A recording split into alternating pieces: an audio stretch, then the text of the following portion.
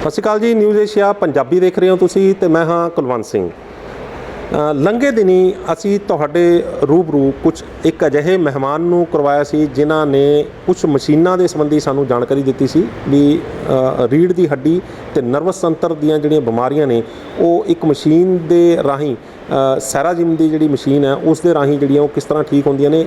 Body ਦੇ ਅੰਦਰ ਜਿਹੜੀ ਕਿੱਥੇ ਕਿੱਥੇ ਖਰਾਬੀ ਹੋਵੇ ਤਾਂ ਉਹ ਜਿਹੜੀ ਉਹ ਮਸ਼ੀਨ ਦੇ ਉੱਤੇ ਜਿਹੜੀ ਹੈ 40 ਮਿੰਟ ਦੀ ਇੱਕ ਥੈਰੇਪੀ ਹੁੰਦੀ ਹੈ, ਉਹਦੇ ਨਾਲ ਜਿਹੜਾ ਉਹ ਬੋਡੀ ਜਿਹੜੀ ਆ ਉਹ ਹਰ ਇੱਕ ਬਿਮਾਰੀ ਉਹ ਠੀਕ ਕਰਦੀ ਹੈ ਮਸ਼ੀਨ ਦੇ ਉੱਤੇ ਲੱਗ ਕੇ, ਕਿਉਂਕਿ ਉਹਦੇ ਅੰਦਰ ਮਸ਼ੀਨ ਦੇ ਅੰਦਰ ਕੁਝ ਅਜਿਹੇ ਪੱਥਰ ਨੇ ਜਿਹੜੇ ਕਿ ਸਨਲਾਈਟ ਵਰਗਾ ਕੰਮ ਕਰਦੇ ਨੇ। ਹੋਰ ਬਹੁਤ ਸਾਰੇ ਜਿਹੜੇ ਅੰਦਰ ਹੀਟ ਸਿਸਟਮ ਹੋਏਗਾ ਉਹ ਉਹਨੂੰ ਮਸਾਜ ਕਰਦੀਆਂ ਨੇ। ਔਰ ਰੀੜ੍ਹ ਦੀ ਹੱਡੀ ਤੇ ਦਿਮਾਗ ਦੇ ਨਾਲ ਜੁੜੀਆਂ ਜਿੰਨੀਆਂ ਵੀ ਨਾੜੀਆਂ ਹੁੰਦੀਆਂ ਨੇ ਬੋਡੀ ਦੇ ਅੰਦਰ ਜਾਂਦੀਆਂ ਨੇ ਉਹ ਸਾਰੀਆਂ ਦੀ ਸਾਰੀਆਂ ਨੂੰ ਜਿਹੜਾ ਉਹ ਉਹਦੇ ਅੰਦਰ ਜੇ ਕੋਈ ਬਲੋਕੇਜ ਹੈ, ਕਿਤੇ ਕੋਈ ਪ੍ਰੋਬਲਮ ਹੈ, ਉਹ ਤਾਂ ਸਾਰੀਆਂ ਉਹ ਠੀਕ ਕਰਦੀਆਂ ਨੇ। ਕਿਉਂਕਿ ਬੋਡੀ ਜਿਹੜੀ ਹੈ ਉਹ ਸਾਰੀ ਦੀ ਸਾਰੀ ਰੀੜ੍ਹ ਦੀ ਹੱਡੀ ਦੇ ਸਹਾਰੇ ਦੇ ਉੱਤੇ ਖੜੀ ਹੈ। ਰੀੜ੍ਹ ਦੀ ਹੱਡੀ ਦੇ ਵਿੱਚ ਜੇਕਰ ਕਿਤੇ ਵੀ ਮਾੜੀ ਮੋਟੀ ਪ੍ਰੋਬਲਮ ਆਉਂਦੀ ਹੈ ਤਾਂ ਪੂਰੇ ਸਰੀਰ ਦੇ ਅੰਦਰ ਜਿਹੜਾ ਉਹ ਪ੍ਰੋਬਲਮ ਚਲੀ ਜਾਂਦੀ ਹੈ। ਤੇ ਉਸ ਤੋਂ ਬਾਅਦ ਜਦੋਂ ਵੀਡੀਓ ਜਿਹੜੀ ਅਸੀਂ ਨਸ਼ਰ ਕੀਤੀ ਤਾਂ ਉਸ ਤੋਂ ਬਾਅਦ ਬਹੁਤ ਸਾਰੇ ਲੋਕਾਂ ਦੇ ਜਿਹੜੇ ਕਮੈਂਟ ਆਏ ਉਹਦੇ 'ਤੇ ਕਿ ਇਹ ਤਾਂ ਜੀ ਸਿਰਫ ਇੱਕ ਜਿਹੜਾ ਬਿਜ਼ਨਸ ਹੈ, ਇਹਦੇ ਨਾਲ ਕੋਈ ਫਾਇਦਾ ਨਹੀਂ ਹੁੰਦਾ, ਕੁਛ ਨਹੀਂ ਹੁੰਦਾ।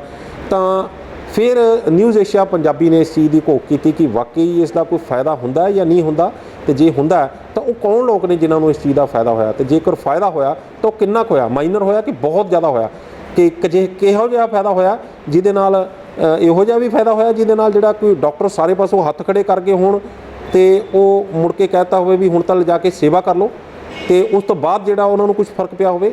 ਅੱਜ ਅਜਿਹੇ ਹੀ ਸਾਡੇ ਨਾਲ ਇੱਕ ਮਹਿਮਾਨ ਨੇ ਜਿਨ੍ਹਾਂ ਤੋਂ ਆਪਾਂ ਜਾਣਨ ਦੀ ਕੋਸ਼ਿਸ਼ ਕਰਦੇ ਹਾਂ ਵੀ ਕਿੱਦਾਂ ਕਿਹੜੇ ਹਾਲਾਤਾਂ ਦੇ ਵਿੱਚੋਂ ਨਿਕਲ ਕੇ ਉਹ ਇੱਕ ਅਜਿਹੀ ਸਟੇਜ ਦੇ ਵਿੱਚ ਪਹੁੰਚ ਗਏ ਸੀ ਜਦੋਂ ਡਾਕਟਰਾਂ ਨੇ ਇਹ ਕਹਿਤਾ ਸੀ ਕਿ ਲੈ ਜਾਓ ਹੁਣ ਤਾਂ ਸੇਵਾ ਕਰਨ ਜਿੰਨੀ ਕਰ ਸਕਦੇ ਹੋ ਕਰ ਲਓ, ਸਾਡੇ ਕੋਲ ਕੋਈ ਇਲਾਜ ਨਹੀਂ ਹੈਗਾ। ਮਾਡਰਨ ਮੈਡੀਕਲ ਸਾਇੰਸ ਦੇ ਕੋਲ ਇਸ ਚੀਜ਼ ਦਾ ਕੋਈ ਇਲਾਜ ਨਹੀਂ ਹੈ। ਜਾਣਦੇ ਹਾਂ ਆਪਾਂ ਕਿ ਕਿਸ ਤਰੀਕੇ ਦੇ ਨਾਲ ਉਸ ਤੋਂ ਬਾਅਦ ਜਿਹੜੇ ਆ ਇਹ ਸੈਰਾਜਿਮ ਦੇ ਰਾਹੀਂ ਜਿਹੜੇ ਹੈ ਇਹਨਾਂ ਨੂੰ ਇਲਾਜ ਕੀਤਾ।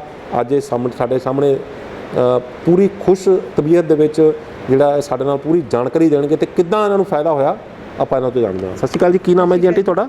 ਰਜਿੰਦਰ ਕੌਰ ਜੀ। ਅੱਛਾ, ਕੀ ਨਾਮ ਅੰਕਲ ਤੁਹਾਡਾ? ਬਲਵੀਰ ਸਿੰਘ।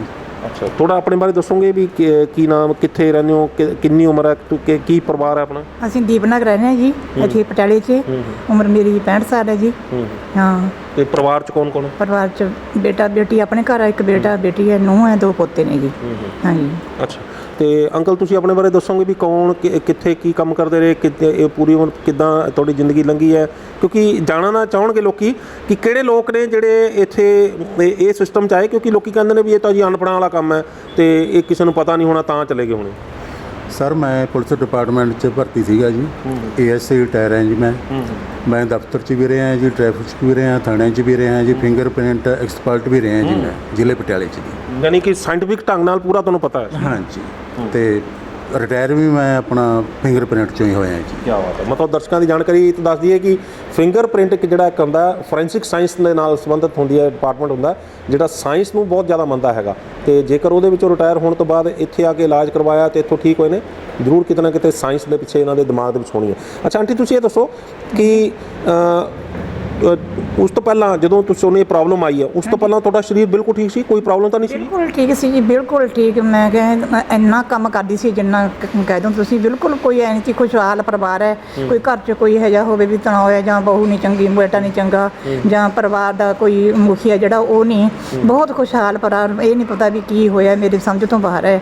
ਪਰ ਇਹੋ ਜਿਹਾ ਜਿਹੜੀ ਦਸਤਾਂਟ ਹੈ ਪਰਮਾਤਮਾ ਕਰੇ ਕਿਸੇ ਦੀ ਜ਼ਿੰਦਗੀ 'ਚ ਇਹੋ ਜਿਹਾ ਮੋੜ ਕਦੇ ਨਾ ਆਵੇ ਜੋ ਮੇਰੀ ਜ਼ਿੰਦਗੀ ਦੇ ਵਿੱਚ ਆਇਆ ਜੀ। ਅੱਛਾ, ਤੁਸੀਂ ਦੱਸ ਰਹੇ ਸੀ ਆਫ ਦਾ ਕੈਮਰਾ ਦੱਸ ਰਹੇ ਸੀ ਕੁਝ ਤੁਹਾਨੂੰ ਮਾਈਗ੍ਰੇਨ ਦੀ ਪ੍ਰੋਬਲਮ ਸੀ, ਕੁਝ ਡਿਪਰੈਸ਼ਨ ਦੀ ਪ੍ਰੋਬਲਮ ਸੀ, ਉਹ ਕਿਤੇ ਨਾ ਕਿਤੇ ਬੋਡੀ ਦੇ ਉੱਤੇ ਉਹਦਾ ਵੀ ਅਸਰ ਹੋਇਆ ਸਕਦਾ? ਹੋ ਸਕਦਾ ਜੀ, ਹੋ ਸਕਦਾ ਵੀ ਮੈਂ ਦਵਾਈ ਲਈ ਗੌਰ ਨਾ ਕੀਤੀ ਹੋਏ, ਬ੍ਰੇਨ 'ਚ ਮੇਰੇ ਉਹ ਦਰਦ ਹੁੰਦਾ ਸੀ ਜੀ, ਉਹਦੇ ਕਰਕੇ ਮੈਨੂੰ BP ਹੋ ਗਿਆ ਵੀ ਹੋ ਸਕਦਾ। ਇਹ ਮੈਂ ਕੁਝ ਨਹੀਂ ਕਹਿ ਸਕਦੀ ਵੀ ਉਹਦੇ ਕਰਕੇ ਹੋਇਆ ਹੋਵੇ ਜੀ। ਪਰ ਫਿਲਹਾਲ ਜਦੋਂ ਅਟੈਕ ਹੋਇਆ ਉਦੋਂ ਮੈਨੂੰ ਕੋਈ ਬਣਾਉਣ ਲੱਗੇ ਘਬਰਾਹਟ ਨਹੀਂ ਹੋਈ, ਕੋਈ ਮੈਨੂੰ ਬੁਖਾਰ ਨਹੀਂ, ਕੋਈ ਕੋਈ ਇਸ ਤਰ੍ਹਾਂ ਦੀ ਪ੍ਰੋਬਲਮ ਵੀ ਮੈਨੂੰ ਮਹਿਸੂਸ ਹੋਵੇ, ਮੈਂ ਨਹਾਉਣ ਨਹੀਂ ਨਾ ਲੱਗਦੀ। ਇੱਕ ਅਚਾਨਕ ਜਦੋਂ ਅਚਨਚੇਤ ਹੁੰਦਾ ਵੀ ਇਸ ਤਰ੍ਹਾਂ ਅਚਨਚੇਤ ਇਹ ਗੱਲ ਹੋਈ। ਹਾਂਜੀ। ਅੱਛਾ, ਘਟਨਾ ਵਾਲੇ ਦਿਨ ਜਿਸ ਦਿਨ ਸਵੇਰੇ ਤੁਸੀਂ ਉੱਠੇ ਹਾਂਜੀ ਹਾਂਜੀ, ਉਸ ਦਾ ਪੂਰਾ ਥੋੜਾ ਜਿਹਾ ਵੇਰਵਾ ਦਰਸ਼ਕਾਂ ਦੇ ਸਾਹਮਣੇ ਸਾਂਝਾ ਕਰੋ ਕਿ ਕਿੱਦਾਂ ਤੁਸੀਂ ਉੱਠੇ, ਉਸ ਤੋਂ ਬਾਅਦ ਕੀ ਕੀਤਾ ਤੇ ਕਿੱਦਾਂ ਪ੍ਰੋਬਲਮ ਆ ਜੀ? ਹਾਂ, ਸਵੇਰੇ ਮੈਂ ਉੱਠੀ 5 ਵਜੇ ਜੀ, ਐਨ ਬਿਲਕੁਲ ਫਰੈਸ਼ ਉੱਠ ਕੇ ਜਾ ਕੇ ਦੁੱਧ ਥੋੜ੍ਹੀ ਦੂਰ ਤੋਂ ਲਿਆਉਣਾ ਪੈਂਦਾ, ਦੁੱਧ ਲਿਆ ਕੇ ਗਰਮ ਕਰਿਆ, ਚਾਹ ਵੀ ਬਣਾਈ, ਆਟਾ ਵੀ ਗੁੰਨ੍ਹ ਤਾ, ਝਾੜੂ ਪੋਚਾ ਵੀ ਲਗਾਤਾ। ਬੋਡੀ ਦਾ ਬੈਡਰੂਮ ਜਿਹੜਾ ਹੈਗਾ ਉੱਪਰ ਹੈ, ਉਹ ਆ ਕੇ ਉਹਨਾਂ ਨੇ ਬੱਚੇ ਨੂੰ ਸਕੂਲ ਤੋਂ ਭੇਜਣਾ ਹੁੰਦਾ ਵੀ ਚੱਲ ਥੋੜ੍ਹੀ ਜਿਹੀ ਹੈਲਪ ਹੋ ਜਾਂਦੀ ਹੈ, ਬੱਚੇ ਨੂੰ ਥੋੜ੍ਹਾ ਜਿਹਾ ਕੰਮ ਕਰਨਾ ਚਾਹੀਦਾ। ਉਸ ਤੋਂ ਬਾਅਦ ਵੀ ਮੈਂ ਨਹਾ ਕੇ ਚਲੋ ਆਪਣਾ ਪਾਠ ਪੂਠ ਨਿਤਨੇਮ ਜਿਹੜਾ ਹੈਗਾ ਪਾਠ ਕਰਕੇ ਨਿਤਨੇਮ ਕਰਦੇ ਨੇ, ਬੱਚੇ ਜਾਣਗੇ ਸਕੂਲ। ਉਸ ਤੋਂ ਬਾਅਦ ਨਾਸ਼ਤਾ ਕਰ ਲਾਂਗੇ। ਨਹਾਉਣ ਲੱਗੀ ਬਸ ਇੰਨੀ ਕੁ ਮਿਹਰ ਰੱਬ ਦੀ ਹੋਈ ਵੀ ਮੈਂ ਜਿਹੜਾ ਬਾਥਰੂਮ ਦਾ ਕੁੰਡਾ ਹੈ ਉਹ ਨਹੀਂ ਸੀ ਲਾਇਆ ਹੋਇਆ, ਤੇ ਨਹਾਉਣ ਲੱਗੀ ਫੱਟੀ 'ਤੇ ਬੈਠ ਕੇ ਕੱਪੜੇ ਟੰਗ ਤੇ ਬਾਲਟੀ 'ਚ ਪਾਣੀ ਛੱਡ ਲਿਆ, ਐਨ ਠੀਕ ਹੈ। ਮੈਂ ਫਿਰ ਨਹਾਵਾਂ, ਬਸ ਜਦੋਂ ਮੱਗ ਚੱਕਣ ਲੱਗੀ ਮੇਰੇ ਮੱਗ ਜਿਹੜਾ ਹੱਥ 'ਚੋਂ ਛੁੱਟ ਗਿਆ ਇੱਕਦਮ। ਫਿਰ ਕੋਈ ਉਸ ਟਾਈਮ ਜਦੋਂ ਨਹਾਉਣ ਦੀ ਤਿਆਰੀ ਕਰ ਲਈ ਤਾਂ ਉਸ ਤੋਂ ਜਦੋਂ ਨਾਲ ਦੀ ਨਾਲ ਤੁਹਾਨੂੰ ਕੋਈ ਦਿਮਾਗ ਦੇ ਵਿੱਚ ਕੋਈ ਚੱਕਰ ਆਇਆ ਹੋਵੇ, ਕੁਝ ਹੋਇਆ? ਕੋਈ ਚੱਕਰ ਨਹੀਂ ਆਇਆ ਜੀ, ਕੋਈ ਘਬਰਾਹਟ ਨਹੀਂ ਹੋਈ। ਜੇ ਮੈਨੂੰ ਕੋਈ ਸੰਕੇਤ ਹੋਵੇ ਵੀ ਮੈਂ ਨਾ ਲੱਗਾ ਵਾਪਸ ਬਾਹਰ ਆ ਜਾ, ਬਸ ਉੱਥੇ ਬੈਠੀ ਰਹੀ ਇੰਨੇ ਬਹੁਤੀ 10 ਮਿੰਟ ਮੈਂ ਬੈਠੀ ਰਹੀ। ਮੈਨੂੰ ਕਿਸੇ ਦੀ ਆਵਾਜ਼ ਨਾ ਆਈ ਉੱਠਣ ਦੀ, ਇਹ ਜਾਂ ਤਾਂ ਸ਼ਾਇਦ ਬਾਹਰ ਬਾਥਰੂਮ ਚਲੇ ਗਏ ਹੋਣੇ। ਬਹੁਤੀ ਉੱਤੋਂ 7 ਵਜੇ ਆਈ ਉੱਪਰੋਂ, ਤੇ ਮੈਂ ਆਵਾਜ਼ ਮਾਰੀ, ਮੈਂ ਕਿਹਾ ਬੇਟਾ ਗੱਲ ਸੁਣੋ। ਕਹਿੰਦੀ ਕੀ ਹੋਇਆ ਮੰਮਾ, ਵੀ ਤੁਸੀਂ ਬੈਠੇ ਹੋ ਨਹਾਏ ਹਾਲੇ ਤੱਕ ਕਿਉਂ ਨਹੀਂ? ਮੈਂ ਕਿਹਾ ਬੇਟੇ ਗੱਪ ਛੁੱਟ ਗਿਆ। ਕਹਿੰਦੀ ਐਡੀ ਗੱਡੀ ਗੱਲ ਹੈ, ਤੁਸੀਂ ਕੱਪ ਦੁਬਾਰਾ ਚੁੱਕ ਲਓ। ਮੈਂ ਕਿਹਾ ਬੇਟੇ ਚੁੱਕਿਆ ਨਹੀਂ ਜਾਂਦਾ। ਕਹਿੰਦੀ ਬੱਚਿਆਂ ਵਾਲੀਆਂ ਗੱਲਾਂ ਕਰਦੇ ਤੁਸੀਂ ਦੁਬਾਰਾ ਚੁੱਕੋ, ਮੇਰੇ ਚੋਂ ਸਾਹਮਣੇ ਚੁੱਕੋ ਨਹਾਵਾਂ। ਮੈਂ ਕਿਹਾ ਮੈਂ ਨਹਾਵਾਂ?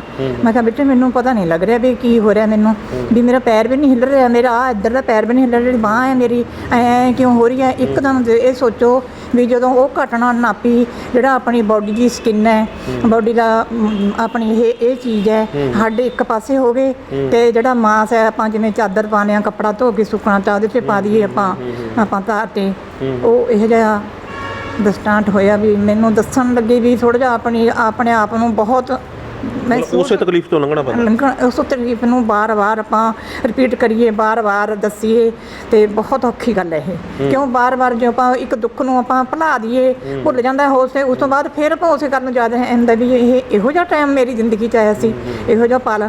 ਤੇ ਇੱਕਦਮ ਕਹਿੰਦੀ ਮੰਮੀ ਤੁਹਾਡੀ ਸਕਿਨ ਨੂੰ ਕੀ, ਜਦੋਂ ਉਹਨੇ ਹੱਥ ਲਾਇਆ ਕਹਿੰਦੀ ਮੰਮੀ ਤੁਸੀਂ ਬਿਲਕੁਲ ਹੀ ਠੰਡੇ ਹੋ ਗਏ, ਬਿਲਕੁਲ ਹੱਥ ਠੰਡੇ, ਜਿਹੜੇ ਹੱਥ ਨੇ ਉਹ ਇਸ ਤਰ੍ਹਾਂ ਮੇਰੀ ਜਿਹੜੀਆਂ ਮੁੱਠੀਆਂ ਨੇ ਜਿਹੜੀਆਂ ਇੱਕਦਮ ਮਿਚ ਗਈਆਂ, ਬੰਦ ਹੋ ਗਈਆਂ ਮੁੱਠੀਆਂ। ਤੇ ਉਹਨੇ ਚੁੱਕਿਆ, ਜਵਾਨ ਹੈ ਰੋਟੀ ਚੁੱਕਿਆ, ਉਹ ਤੋਂ ਸੰਭਲਿਆ ਨਹੀਂ ਇੱਕਦਮ। ਮੇਰਾ ਇੰਨਾ ਸ਼ੁਕਰ ਵੀ ਸੀਟ ਨਾਲ ਮੇਰਾ ਸਿਰ ਨਹੀਂ ਜਿਹੜਾ ਉਹ ਵੱਜਿਆ ਵੀ ਐਸਾ ਦਾ ਸੱਟ ਲੱਗ ਰਹੀ ਹੈ। ਪਾਪਾ ਨੂੰ ਆਵਾਜ਼ ਕਹਿੰਦੀ ਪਾਪਾ ਮਨ ਕੀ ਹੋਇਆ? ਕਹਿੰਦੇ ਕੀ ਹੋਇਆ? ਹੁਣ ਤਾਂ ਨਹਾ ਰਹੀ ਸੀ, ਹੁਣ ਆਟਾ ਗੁੰਨ ਰਹੀ ਸੀ, ਚਾਹ ਬਣਾਈ ਇਹਨੇ।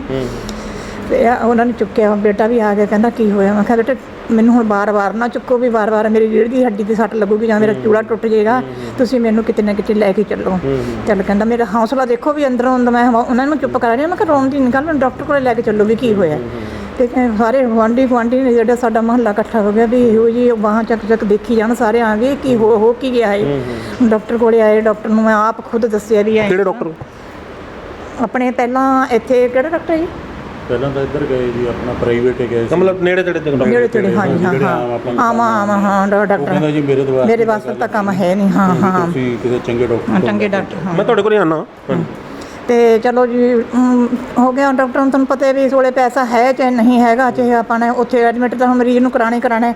ਜਦੋਂ ਦਾਖਲ ਹੋ ਗਿਆ 20 ਬੰਦੇ ਆ ਰਹੇ ਨੇ, 40 ਬੰਦੇ ਆ ਰਹੇ ਨੇ, ਦਵਾਈਆਂ ਦੇ ਰਹੇ ਨੇ, ਟੀਕੇ ਲੱਗ ਰਹੇ ਨੇ, ਗਲੂਕੋਸ ਲੱਗ ਰਹੇ ਨੇ, ਪਰ ਕੋਈ ਵੀ ਕਹਿਣ ਦਾ ਮਤਲਬ 1 ਇੰਚ ਮੈਂ ਕਹਿ ਦੇਵਾਂ ਵੀ ਮੈਂ ਸ਼ੁਕਰਗੁਜ਼ਾਰ ਕਰਾਂ ਡਾਕਟਰਾਂ ਦਾ ਵੀ ਸਾਡਾ ਇੰਨਾ ਪੈਸਾ ਲੱਗਣ ਦੇ ਬਾਵਜੂਦ ਵੀ 1 ਇੰਚ ਮੇਰੀ ਉਂਗਲ ਨੂੰ ਜਿਹੜੀ ਆ ਉਹ ਤੁਸੀਂ ਹਿਸਾਬ ਲਾਓ ਵੀ ਐ ਮੇਰੇ ਪੈਰਾਂ ਦੇ ਉੱਤੇ ਸੂਈਆਂ ਚੁਭਾਉਂਦੇ ਸੀ, ਪਰ ਮੈਨੂੰ ਮੇਰੇ ਜਿਹੜੇ ਬ੍ਰੇਨ ਨੂੰ ਮਹਿਸੂਸ ਨਹੀਂ ਹੁੰਦਾ ਸੀ ਵੀ ਮੇਰੇ ਪੈਰ ਦੇ ਉੱਤੇ ਕੀ ਚੁਭ ਰਿਹਾ। ਆਪਾਂ ਅੱਗੇ ਇਸ ਤੋਂ ਕਰਦੇ ਹਾਂ। ਅੰਕਲ ਤੁਸੀਂ ਇਹ ਦੱਸੋ ਕਿ ਜਦੋਂ ਆਂਟੀ ਦੇ ਨਾਲ ਜਦੋਂ ਬਾਥਰੂਮ 'ਚ ਡਿੱਗ ਪਏ, ਹਾਲਾਤ ਮਾੜੇ ਹੋ ਗਏ, ਤੁਹਾਨੂੰ ਲੱਗਿਆ ਵੀ ਕੁਝ ਇਸ ਤਰ੍ਹਾਂ ਦੀ ਗੱਲ ਹੋ ਗਈ ਜਿਹੜੀ ਕਿ ਠੀਕ ਨਹੀਂ ਹੋ ਪਾਏਗੀ ਹੁਣ ਜਲਦੀ, ਉਸ ਟਾਈਮ ਫਿਰ ਮਾਹੌਲ ਕਿੱਦਾਂ ਸੀ ਦਿਮਾਗ ਦੇ ਵਿੱਚ, ਕਿੱਦਾਂ ਕੀ ਸੋਚ ਕਿਸ ਤਰ੍ਹਾਂ ਦੀ ਸੀ, ਸੈਂਟੀਮੈਂਟ ਕਿਸ ਤਰ੍ਹਾਂ ਦੇ ਸੀਗੇ ਉਸ ਟਾਈਮ? ਦਿਮਾਗ ਦੇ ਉੱਤੇ ਟੈਨਸ਼ਨ ਤਾਂ ਹੁੰਦੀ ਹੈ ਜੀ, ਵੀ ਇਹ ਕੀ ਹੋ ਗਿਆ ਅਚਨਚੇਤ, ਤੇ ਕਿਉਂ ਰਾਤ ਚੰਗੇ ਭਲੇ ਪਏ ਆ, ਸਵੇਰੇ ਉੱਠੀ ਹੈ ਵੀ ਨਹਾਉਣ ਬੜੀ ਆ, ਸਾਰਾ ਕੁਛ ਦੁੱਧ ਵੀ ਇਹੀ ਲਿਆਉਂਦੀ ਸੀ ਡੇਲੀ, ਨੇੜੇ ਆ ਪਿਛਲੀ ਗਲੀ 'ਚੋਂ ਅਸੀਂ ਦੁੱਧ ਲੈਂਦੇ, ਹੁਣ ਵੀ ਉੱਥੋਂ ਹੀ ਲੈਂਦੇ ਵੀ ਅਚਾਨਕ ਹੋ ਕੀ ਗਿਆ। ਘਬਰਾਹਟ ਤਾਂ ਹੋ ਜਾਂਦੀ ਹੈ ਜੀ, ਦਿਮਾਗ 'ਤੇ ਤਾਂ ਟੈਨਸ਼ਨ ਹੁੰਦੀ ਹੈ ਜੀ ਵੀ ਹੋ ਕੀ ਗਿਆ, ਹੁਣ ਕੀ ਬਣੇਗਾ। ਹਾਂਜੀ। ਤੇ ਕੀ ਚੱਲ ਰਿਹਾ ਸੀ ਉਸ ਟਾਈਮ ਦਿਮਾਗ ਦੇ ਵਿੱਚ? ਕੀ ਹਸਪਤਾਲ ਲਿਜਾ ਕੇ ਠੀਕ ਹੋ ਜਾਏਗਾ, ਕਿਹੜੇ ਕੋਲ ਲਿਜਾਵਾਂ, ਕੁਝ ਇਸ ਤਰ੍ਹਾਂ ਦਾ ਹੈ ਸੀ ਦਿਮਾਗ 'ਚ? ਸਾਡਾ ਰਿਲੇਟਿਵ ਹੈ ਜੀ, ਕਦੋਂ ਪਿੰਡ ਹੈ ਆਪਣਾ ਦਰਾਹੇ ਦੇ ਕੋਲੇ ਜੀ, ਉਹ ਡਾਕਟਰ ਹੈ ਜੀ, ਗਵਰਨਮੈਂਟ ਦਾ ਡਾਕਟਰ ਹੈ। ਮੈਂ ਉਹਨਾਂ ਨਾਲ ਫੋਨ 'ਤੇ ਗੱਲ ਕੀਤੀ, ਉਹ ਕਹਿੰਦਾ ਪਾਪਾ ਮੈਂ ਮਤਲਬ ਮੇਰੀ ਬੇਟੀ ਦਾ ਨਣਦੋਈ ਹੈ ਜੀ। ਉਹ ਕਹਿੰਦਾ ਪਾਪਾ ਐਂ ਕਰੋ ਤੁਸੀਂ ਵੀ ਮੰਮੀ ਨੂੰ ਤੁਸੀਂ ਇੱਥੇ ਹੀ ਲੈ ਆਓ, ਮੈਂ ਇੱਥੋਂ ਇਹਨੂੰ ਚੈੱਕ ਕਰਕੇ ਵੀ ਫਿਰ ਆਪਾਂ ਲੁਧਿਆਣੇ ਦਿਖਾਵਾਂਗੇ। ਕੁਆਲੀਫਾਈਡ ਡਾਕਟਰ ਨੇ? ਹਾਂਜੀ ਵੀ ਲੁਧਿਆਣੇ ਦਿਖਾਵਾਂਗੇ ਜੀ। ਉਸ ਤੋਂ ਬਾਅਦ ਬੇਟਾ ਕਹਿਣ ਲੱਗਿਆ, ਕਹਿੰਦਾ ਪਾਪਾ ਐਂ ਕਰੋ ਵੀ ਮੰਮੀ ਤਾਂ ਹੁਣ ਹੋਈ ਆ ਵੀ ਪਹਿਲਾਂ ਇੱਥੇ ਆਪਾਂ ਕਰਦੇ ਹਾਂ, ਫਿਰ ਪ੍ਰਾਈਵੇਟ ਤੁਹਾਡੇ ਦੁਕਾਨਾਂ ਆਮ ਹੀ ਖੋਲ੍ਹੀ ਬੈਠੇ ਨੇ ਜੀ, ਤੁਹਾਨੂੰ ਪਤਾ ਛੋਟੇ ਛੋਟੇ ਉਹ ਉੱਥੇ ਲੈ ਕੇ ਗਏ। ਉਹ ਕਹਿੰਦਾ ਦੇਖੋ ਅੰਕਲ ਜੀ ਵੀ ਮੇਰੇ ਬਾਸ ਦਾ ਤਾਂ ਕੰਮ ਹੈ ਨਹੀਂ, ਜਿੰਨਾ ਕੁ ਵੀ ਮੈਂ ਕਰ ਸਕਦਾ ਜੀ ਕਰ ਲਿਆ, ਲੇਕਿਨ ਮੇਰੀ ਸਮਝ ਨਹੀਂ ਹੈਗੀ ਹੈ। ਉਸ ਤੋਂ ਬਾਅਦ ਅਸੀਂ ਫਿਰ ਇਹਨਾਂ ਨੂੰ ਹਸਪੀਟਲ ਲੈ ਗਏ। ਪਹਿਲਾਂ ਤਾਂ ਅਸੀਂ ਰਜਿੰਦਰਾ 'ਚ ਗਏ, ਰਜਿੰਦਰਾ 'ਚ ਸਾਨੂੰ ਲੱਗਿਆ ਵੀ ਇੱਥੇ ਸਾਡੀ ਕੋਈ ਪੁੱਛ ਗਿੱਛ ਹੋਣੀ ਨਹੀਂ ਜੀ। ਉੱਥੋਂ ਅਸੀਂ ਫਿਰ ਵਾਪਸ ਆ ਗਏ ਜੀ। ਫਿਰ ਅਸੀਂ ਚਲੇ ਗਏ ਆਪਣਾ ਮਧੂ ਵਾਲਿਆਂ ਦਾ, ਡਾਕਟਰ ਅਰੋੜਾ ਜੀ ਨੇ। ਹਾਂਜੀ, ਉਹ ਬਹੁਤ ਅੱਛੇ ਡਾਕਟਰ ਨੇ ਜੀ, ਤੇ ਉਹਨਾਂ ਨੂੰ ਦੱਸੀ ਸਾਰੀ ਕਹਾਣੀ, ਇਹਨਾਂ ਨੇ ਆਪਣੀ ਜਵਾਨੀ ਦੱਸੀ ਜੀ। ਨਾ ਬਰੇਨ ਦੇ ਨਹੀਂ ਹੈ ਜੀ। ਉਹਨਾਂ ਨੇ ਡਾਕਟਰ ਭਾਟੀਆ ਜੀ ਆਪਣਾ ਰਿਟਾਇਰ ਹੋਏ ਸੀ PGI ਤੋਂ, ਮਹਾਰਾਜ ਸਾਹਿਬ ਦੇ ਬੈਕ ਸਾਈਡ ਤੇ ਉਹਨਾਂ ਦੀ ਕੋਠੀ ਹੈ ਜੀ। ਹੁਣ ਤਾਂ ਮੇਰੇ ਖਿਆਲ ਉਹਨਾਂ ਨੇ ਹਸਪੀਟਲ ਆਪਣਾ ਹੀ ਖੋਲ੍ਹ ਲਿਆ ਜੀ ਸ਼ਾਇਦ। ਉਦੋਂ ਉਹ ਟੈਸਟ ਕਰਦੇ ਸੀਗੇ ਕੋਠੀ ਜੀ, ਉਹ ਉੱਥੇ ਆਮ ਆਉਂਦੇ ਸੀ ਜੀ, ਕਿਉਂ ਪਤਾ ਹੀ ਹੈ ਤੁਹਾਨੂੰ ਵੀ।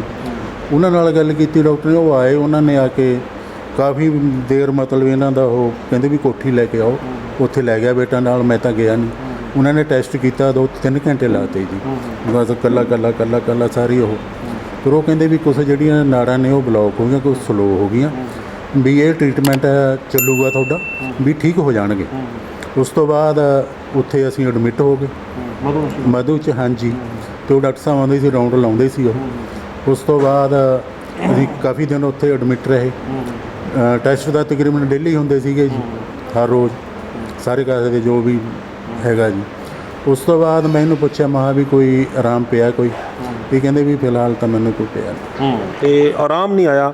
ਆਂਟੀ ਤੁਸੀਂ ਜਦੋਂ ਨਹੀਂ ਆਰਾਮ ਆ ਰਿਹਾ ਸੀ, ਜਦੋਂ ਤੁਸੀਂ ਦਵਾਈਆਂ ਦੇ ਤੁਹਾਡੇ ਤੇ ਤਜਰਬੇ ਕੀਤੇ ਜਾ ਰਹੇ ਸੀਗੇ, ਤਾਂ ਕਿੱਦਾਂ ਉਹ ਦਿਮਾਗ ਦੇ ਵਿੱਚ ਕੀ ਚੱਲ ਰਿਹਾ ਸੀ ਵੀ ਠੀਕ ਹੋ ਜੂੰ, ਨਹੀਂ ਹੋ ਜੂੰ, ਜਾਂ ਕੋਈ ਫਰਕ ਨਹੀਂ ਪੈ ਰਿਹਾ, ਜਾਂ ਕਿੱਦਾਂ ਦੇ ਮਾਹੌਲ ਸੀਗਾ ਦਿਮਾਗ ਦੇ ਵਿੱਚ? ਤਾਂ ਇਹੀ ਚੱਲ ਰਿਹਾ ਸੀ, ਮਾਲਕ ਅੱਗੇ ਹੀ ਅਰਦਾਸ ਕਰਦੀ ਸੀ ਵੀ ਸੱਚੇ ਪਾਤਸ਼ਾਹ ਇੰਨਾ ਪੈਸਾ ਮੇਰੇ ਬੱਚਿਆਂ ਦਾ, ਘਰਦਿਆਂ ਦਾ ਨਾਲ ਵਾ, ਵੀ ਮੈਨੂੰ ਮੌਤ ਦੇ ਦੇ। ਇਹੋ ਜਿਹੀ ਜ਼ਿੰਦਗੀ ਨੂੰ ਕੀ ਬੱਚੇ ਕਰਨਗੇ ਜਿਸ ਨੂੰ ਦੋ ਜਣੇ ਚੱਕ ਕੇ ਪਾਸਾ ਦਵਾ ਰਹੇ ਨੇ। ਬੇਟਾ ਭਲਵਾਨ ਹੈ ਮੇਰਾ, ਉਹ ਬੇਟਾ, ਉਹਨੇ ਬੇਟੇ ਨੇ ਮੈਨੂੰ ਚੱਕਣਾ, ਚੱਕ ਕੇ ਗੋਦੀ 'ਚ ਟੋਇਲਟ 'ਤੇ ਬਿਠਾਉਣਾ, ਟੋਇਲਟ 'ਤੇ ਬਿਠਾ ਕੇ ਬੇਟਾ ਮੰਮਾ ਬਾਥਰੂਮ ਕਰ ਲਿਆ? ਮੈਂ ਕਿਹਾ ਹਾਂ ਬੇਟਾ ਕਰ ਲਿਆ। ਫਿਰ ਉੱਥੇ ਹੀ ਉਹਨੇ ਬਾਥਰੂਮ ਦੇ ਵਿੱਚ ਪਾਣੀ ਨਾਲ ਨਹਾਉਣਾ, ਕੱਪੜੇ ਸਾਫ਼ ਕਰਕੇ ਫਿਰ ਮੈਨੂੰ ਬੈੱਡ 'ਤੇ ਲਿਆ ਕੇ ਵੀ ਫਿਰ ਕੱਪੜੇ ਪਾਣੇ। ਵੀ ਇਹੋ ਜਿਹੀ ਜ਼ਿੰਦਗੀ ਹੈ ਜਿਹੜੀ, ਇਹਨੂੰ ਇਹੋ ਜਿਹੀ ਜ਼ਿੰਦਗੀ ਨੂੰ ਮੈਂ ਕੀ ਕਰਾਂਗੀ? ਬੇਟਾ ਕਿੰਨੇ ਕੁ ਦਿਨ ਘਰ ਬੈਠ ਕੇ ਮੇਰੇ ਇਸ ਤਰ੍ਹਾਂ ਮੈਨੂੰ ਨਵਾਏਗਾ, ਹੋਰ ਕਿਸੇ ਤੋਂ ਮੈਂ ਚੱਕੀ ਨਹੀਂ ਜਾਂਦੀ। ਅਤੇ ਇੱਕ ਵਾਰੀ ਮੈਨੇ ਬਹੁਤ ਰੋਣਾ ਵੀ, ਬਹੁਤ ਬੇਟਾ ਨੇ ਵੀ ਰੋਣਾ, ਕਹਿੰਦਾ ਮੰਮਾ ਤੂੰ ਮੈਨੂੰ ਇੰਨੀ ਖੁਰਾਕ ਖਵਾ ਕੇ ਮੈਨੂੰ ਐਡਾ ਇਸ ਯੋਗ ਮੇਰਾ ਸਰੀਰ ਜਿਹੜਾ ਬਣਾਇਆ ਹੈਗਾ, ਮੈਨੂੰ 9 ਮਹੀਨੇ ਆਪਣੇ ਪੇਟ 'ਚ ਰੱਖਿਆ ਹੈ, ਕਿਉਂ ਜੰਮਿਆ? ਮੈਨੂੰ ਇੱਕ ਕੁੜੀ ਹੋਰ ਜੰਮ ਲਾਂਦੀ ਜੇ ਮੈਂ ਹੁਣ ਜੇ ਸੇਵਾ ਦਾ ਮੈਨੂੰ ਮੌਕਾ ਮਿਲ ਰਿਹਾ, ਮੈਂ ਤੇਰੀ ਸੇਵਾ। ਬਹੁਤ ਆਗਿਆਕਾਰੀ ਬੱਚਾ ਹੈ, ਬਹੁਤ ਸਰਬਣ ਬੱਚਾ ਹੈ ਮੇਰਾ ਇਹ ਜੋ ਬੱਚੇ, ਪਰਮਾਤਮਾ ਸਭ ਨੂੰ ਦੇਵੇ। ਅਤੇ ਬਹੁਤ ਕੇਅਰ, ਐ ਨਹੀਂ ਹੈਗਾ ਵੀ ਕੇਅਰਲੈਸ ਹੋਊਗਾ, ਮਾੜਾ ਜਿਹਾ ਸਿਰ ਵੀ ਦੁਖੇ ਤਾਂ ਉਹਦੀ ਕਹੂਗਾ ਮੰਮਾ ਚਲੋ ਡਾਕਟਰ ਦੇ ਚੱਲੀਏ। ਅਤੇ ਉਹਨੇ ਰੋਜ਼ ਦਾ ਰੂਟੀਨ ਸੀ ਵੀ ਉਹਨੇ ਨਵਾ ਕੇ ਮੈਨੂੰ ਸਾਰਾ ਕੁਝ, ਕੱਪੜੇ ਪਾ ਕੇ ਪਾਊਡਰ। ਰਾਤ ਨੂੰ ਵੀ ਉਸ ਬੱਚੇ ਨੇ ਮੇਰੇ ਕੋਲ ਰਾਤ ਨੂੰ ਸੋਣਾ, ਰਾਤ ਨੂੰ ਕਿਉਂ ਮੈਂ ਥੱਕ ਜਾਂਦੀ ਸੀ, ਪਾਸਾ ਤਾਂ ਲੈ ਨਹੀਂ ਹੁੰਦਾ ਸੀ, ਅਤੇ ਉਹਨੇ ਇੱਧਰ ਪਾਸਾ ਦਵਾਉਣਾ, ਜੇ ਮੈਂ ਇੱਧਰ ਥੱਕ ਗਈ ਫਿਰ ਦੂਜੇ ਪਾਸੇ ਦਵਾਉਣਾ, ਫਿਰ ਰਾਤ ਨੂੰ ਉਠਾ ਕੇ ਬਿਠਾ ਕੇ ਪਾਊਡਰ ਲਾਉਣਾ। ਫਿਰ ਰੋਜ਼ ਬੈੱਡਸ਼ੀਟ ਇਸ ਤਰ੍ਹਾਂ ਦੀ ਬੋਟੀ ਨੂੰ ਕਹਿਣਾ ਵੀ ਇਹੋ ਜਿਹੀ ਵਿਛਾ ਵੀ ਜੋ ਮੰਮਾ ਦੇ ਚੁਭੇ ਨਾ, ਕੋਈ ਥੋੜ੍ਹੀ ਜਿਹੀ ਰੇਸ਼ਮੀ ਹੋਵੇ ਜਿਹਦੇ 'ਚ ਮੰਮਾ ਨੂੰ ਕੋਈ ਐਨ ਆਰਾਮ ਹੋਵੇ। ਅਤੇ ਉੱਠ ਕੇ ਕੁਛ ਖਵਾਉਣਾ, ਮੰਮਾ ਖਾਣਾ, ਦੁੱਧ ਪੀਣਾ, ਅੰਗੂਰ ਖਾਣਾ, ਕੀ ਖਾਣਾ। ਰਾਤ ਨੂੰ ਮੇਰੇ ਕੋਲ ਹੀ ਸੋਣਾ, ਉਹਨੇ ਆਪਣੇ ਬੱਚਿਆਂ ਕੋਲ ਨਹੀਂ ਸੌਂਦਾ। ਅਤੇ ਬੜੀ ਸੇਵਾ ਕੀਤੀ ਬਹੁਤ ਜ਼ਿਆਦਾ, ਪਰ ਫਿਰ ਵੀ ਮਨ 'ਚ ਐਂ ਸੋਚਦਾ ਵੀ ਇਹ ਠੀਕ ਆ। ਕਿਉਂ ਕਿ ਉਮਰ ਦੇ ਰਿਕਾਰਡਿੰਗ ਜਿਸ ਤਰ੍ਹਾਂ 60 ਸਾਲ ਤੋਂ ਉੱਪਰ ਆਪਾਂ ਨੂੰ ਪਤਾ ਲੱਗ ਹੀ ਜਾਂਦਾ ਹੈ ਵੀ ਹੁਣ ਜਿਹੋ ਜਿਹਾ ਮੇਰੀ ਹਾਲਤ ਹੈ ਇਹ, ਕਿਉਂ ਵੀ ਜਿਹੜਾ ਪੈਰਾਲਾਈਸ ਵਾਲਾ ਮਰੀਜ਼ ਹੈ ਇਹ ਕਦੇ ਵੀ ਨਹੀਂ ਠੀਕ ਹੁੰਦਾ ਹੈਗਾ। ਕਿਸਮਤ ਚੰਗੀ ਹੁੰਦੀ ਹੈ ਤਾਂ ਹੀ ਉਹ ਤੁਰਨ ਫਿਰਨ ਲੱਗਦਾ, ਨਹੀਂ ਤਾਂ ਉਹ ਜੇ ਹੱਥ ਖੜ੍ਹ ਗਿਆ ਜਾਂ ਪੈਰ ਖੜ੍ਹ ਗਿਆ ਵੀ ਮੇਰੇ ਤਾਂ ਦੋਨੋਂ ਹੱਥ ਪੈਰ ਨੇ, ਮੈਂ ਤੁਰ ਨਹੀਂ ਸਕਣਾ, ਬੁਰਾ ਹਾਲ। ਜਿਹੜੀ ਨਰਵਸ ਬ੍ਰੇਕਡਾਊਨ ਹੋਇਆ ਸੀ, ਪੈਰਾਲਾਈਸਿਸ ਨਹੀਂ ਸੀਗਾ, ਪੈਰਾਲਾਈਸਿਸ ਇੱਕ ਸਾਈਡ ਦਾ ਹੁੰਦਾ ਹੈ ਨਾ। ਉਹ ਕਹਿ ਰਹੇ ਨੇ ਇੱਕ ਸਾਈਡ ਹੈ ਬਸ, ਨਹੀਂ, ਪਰ ਡਾਕਟਰ ਕਹਿ ਰਹੇ ਵੀ ਜਦੋਂ ਇੱਕ ਪਾਸੇ ਹੋਇਆ ਨਾ ਫਿਰ ਤੁਹਾਡਾ ਦੂਜੇ ਪਾਸੇ ਵੀ ਹੋ ਗਿਆ, ਦੋਨੋਂ ਪਾਸੇ ਪੈਰਾਲਾਈਸ ਹੋ ਗਿਆ। ਕੁਛ ਅੰਕਲ ਜੀ ਕੁਝ ਕਹਿਣਾ ਚਾਹੁੰਦੇ? ਹਾਂਜੀ ਸਰ, ਇਹਦੇ 'ਚ ਐਂ ਵੀ ਡਾਕਟਰ ਅਰੋੜਾ ਜੀ ਨੇ ਸਾਡੀ ਬਹੁਤ ਹੈਲਪ ਕੀਤੀ ਹੈ, ਪੈਸੇ 'ਚ ਵੀ ਬਹੁਤ ਹੈਲਪ ਕੀਤੀ ਹੈ। ਜਿਸ ਤਰ੍ਹਾਂ ਵੀ ਆਮ ਪ੍ਰਾਈਵੇਟ ਹਸਪੀਟਲ ਡਾਕਟਰ ਪੈਸਾ ਲੈਂਦੇ ਨੇ, ਇੰਨਾ ਸਾਤੋਂ ਇਹਨਾਂ ਨੇ ਨਹੀਂ ਲਿਆ, ਲੇਕਿਨ ਇਹਨਾਂ ਨੇ ਸਾਨੂੰ ਕਲੀਅਰ ਕਰਤਾ ਸੀਗਾ ਵੀ ਜਿਹੜਾ ਹੈਗਾ ਇਲਾਜ ਆ ਉਹ ਲੰਬਾ ਹੈ, ਵੀ ਇਹ ਤੁਸੀਂ ਘਰ ਵੀ ਕਰਾ ਸਕਦੇ ਹੋ, ਇੱਥੇ ਵੀ ਤੁਹਾਡਾ ਖਰਚਾ ਪੈਂਦਾ, ਤੁਸੀਂ ਘਰ ਜਾਓ ਹਫ਼ਤੇ ਬਾਅਦ ਆ ਕੇ, ਜਾਂ ਕੋਈ ਪ੍ਰੋਬਲਮ ਹੁੰਦੀ ਹੈ ਮੇਰੇ ਕੋਲ ਆ ਕੇ ਚੈੱਕ ਕਰਵਾ ਲਓ। ਉਸ ਤੋਂ ਬਾਅਦ ਛੁੱਟੀ ਸਾਨੂੰ ਮਿਲ ਗਈ ਜੀ, ਘਰ ਆ ਗਏ। ਘਰ ਆ ਕੇ ਮੈਂ ਫਿਰ ਆਪਣਾ ਰਿਸ਼ਤੇਦਾਰ ਜਿਹੜਾ ਡਾਕਟਰ ਤੁਹਾਨੂੰ ਦੱਸਿਆ ਜੀ ਲੁਧਿਆਣੇ, ਉਹਨਾਂ ਨਾਲ ਗੱਲ ਕੀਤੀ। ਉਹ ਕਹਿੰਦਾ ਐਂ ਕਰੋ ਪਾਪਾ ਵੀ ਮੰਮਾ ਨੂੰ ਇੱਥੇ ਲੈ ਕੇ ਆਓ। ਚਲੋ ਜੀ, ਅਸੀਂ ਗੱਡੀ ਕੀਤੀ, ਉੱਥੇ ਲੈ ਗਏ ਉਹਨਾਂ ਕੋਲ। ਉਹ ਸਾਨੂੰ ਡੀਐਮਸੀ 'ਚ ਲੈ ਗਏ। ਹਾਂਜੀ, ਉੱਥੇ ਸਾਡਾ ਖਰਚਾ ਬਹੁਤ ਖਰਚਾ ਹੋਇਆ। ਡੀਐਮਸੀ ਦੇ ਵਿੱਚ ਤਾਂ ਸਾਡੇ ਹੱਥ ਖੜੇ ਹੋ ਗਏ ਜੀ। ਲੇਕਿਨ ਕਿੰਨਾ ਖਰਚਾ ਹੋ ਗਿਆ? ਖਰਚਾ ਦੇਖੋ ਟੋਟਲ ਪਾ ਕੇ ਸਾਡਾ ਉਰੇ ਤਾਂ ਡਾਕਟਰ ਅਰੋੜਾ ਕੋਲ ਤਾਂ ਕੋਈ ਇੰਨਾ ਸਾਡਾ ਖਰਚਾ ਜ਼ਿਆਦਾ ਨਹੀਂ ਹੋਇਆ। ਇੱਥੇ ਤਾਂ 15-16 ਦੇ ਕਰੀਬ ਹੋ ਗਿਆ, ਮਤਲਬ ਸਾਰੇ 20 ਲਾ ਲਓ ਤੁਸੀਂ। ਹਾਂ, ਪਰ ਇਹਨਾਂ ਨੇ ਹੈਲਪ ਬਹੁਤ ਕੀਤੀ ਬੇਟੇ ਕਰਕੇ।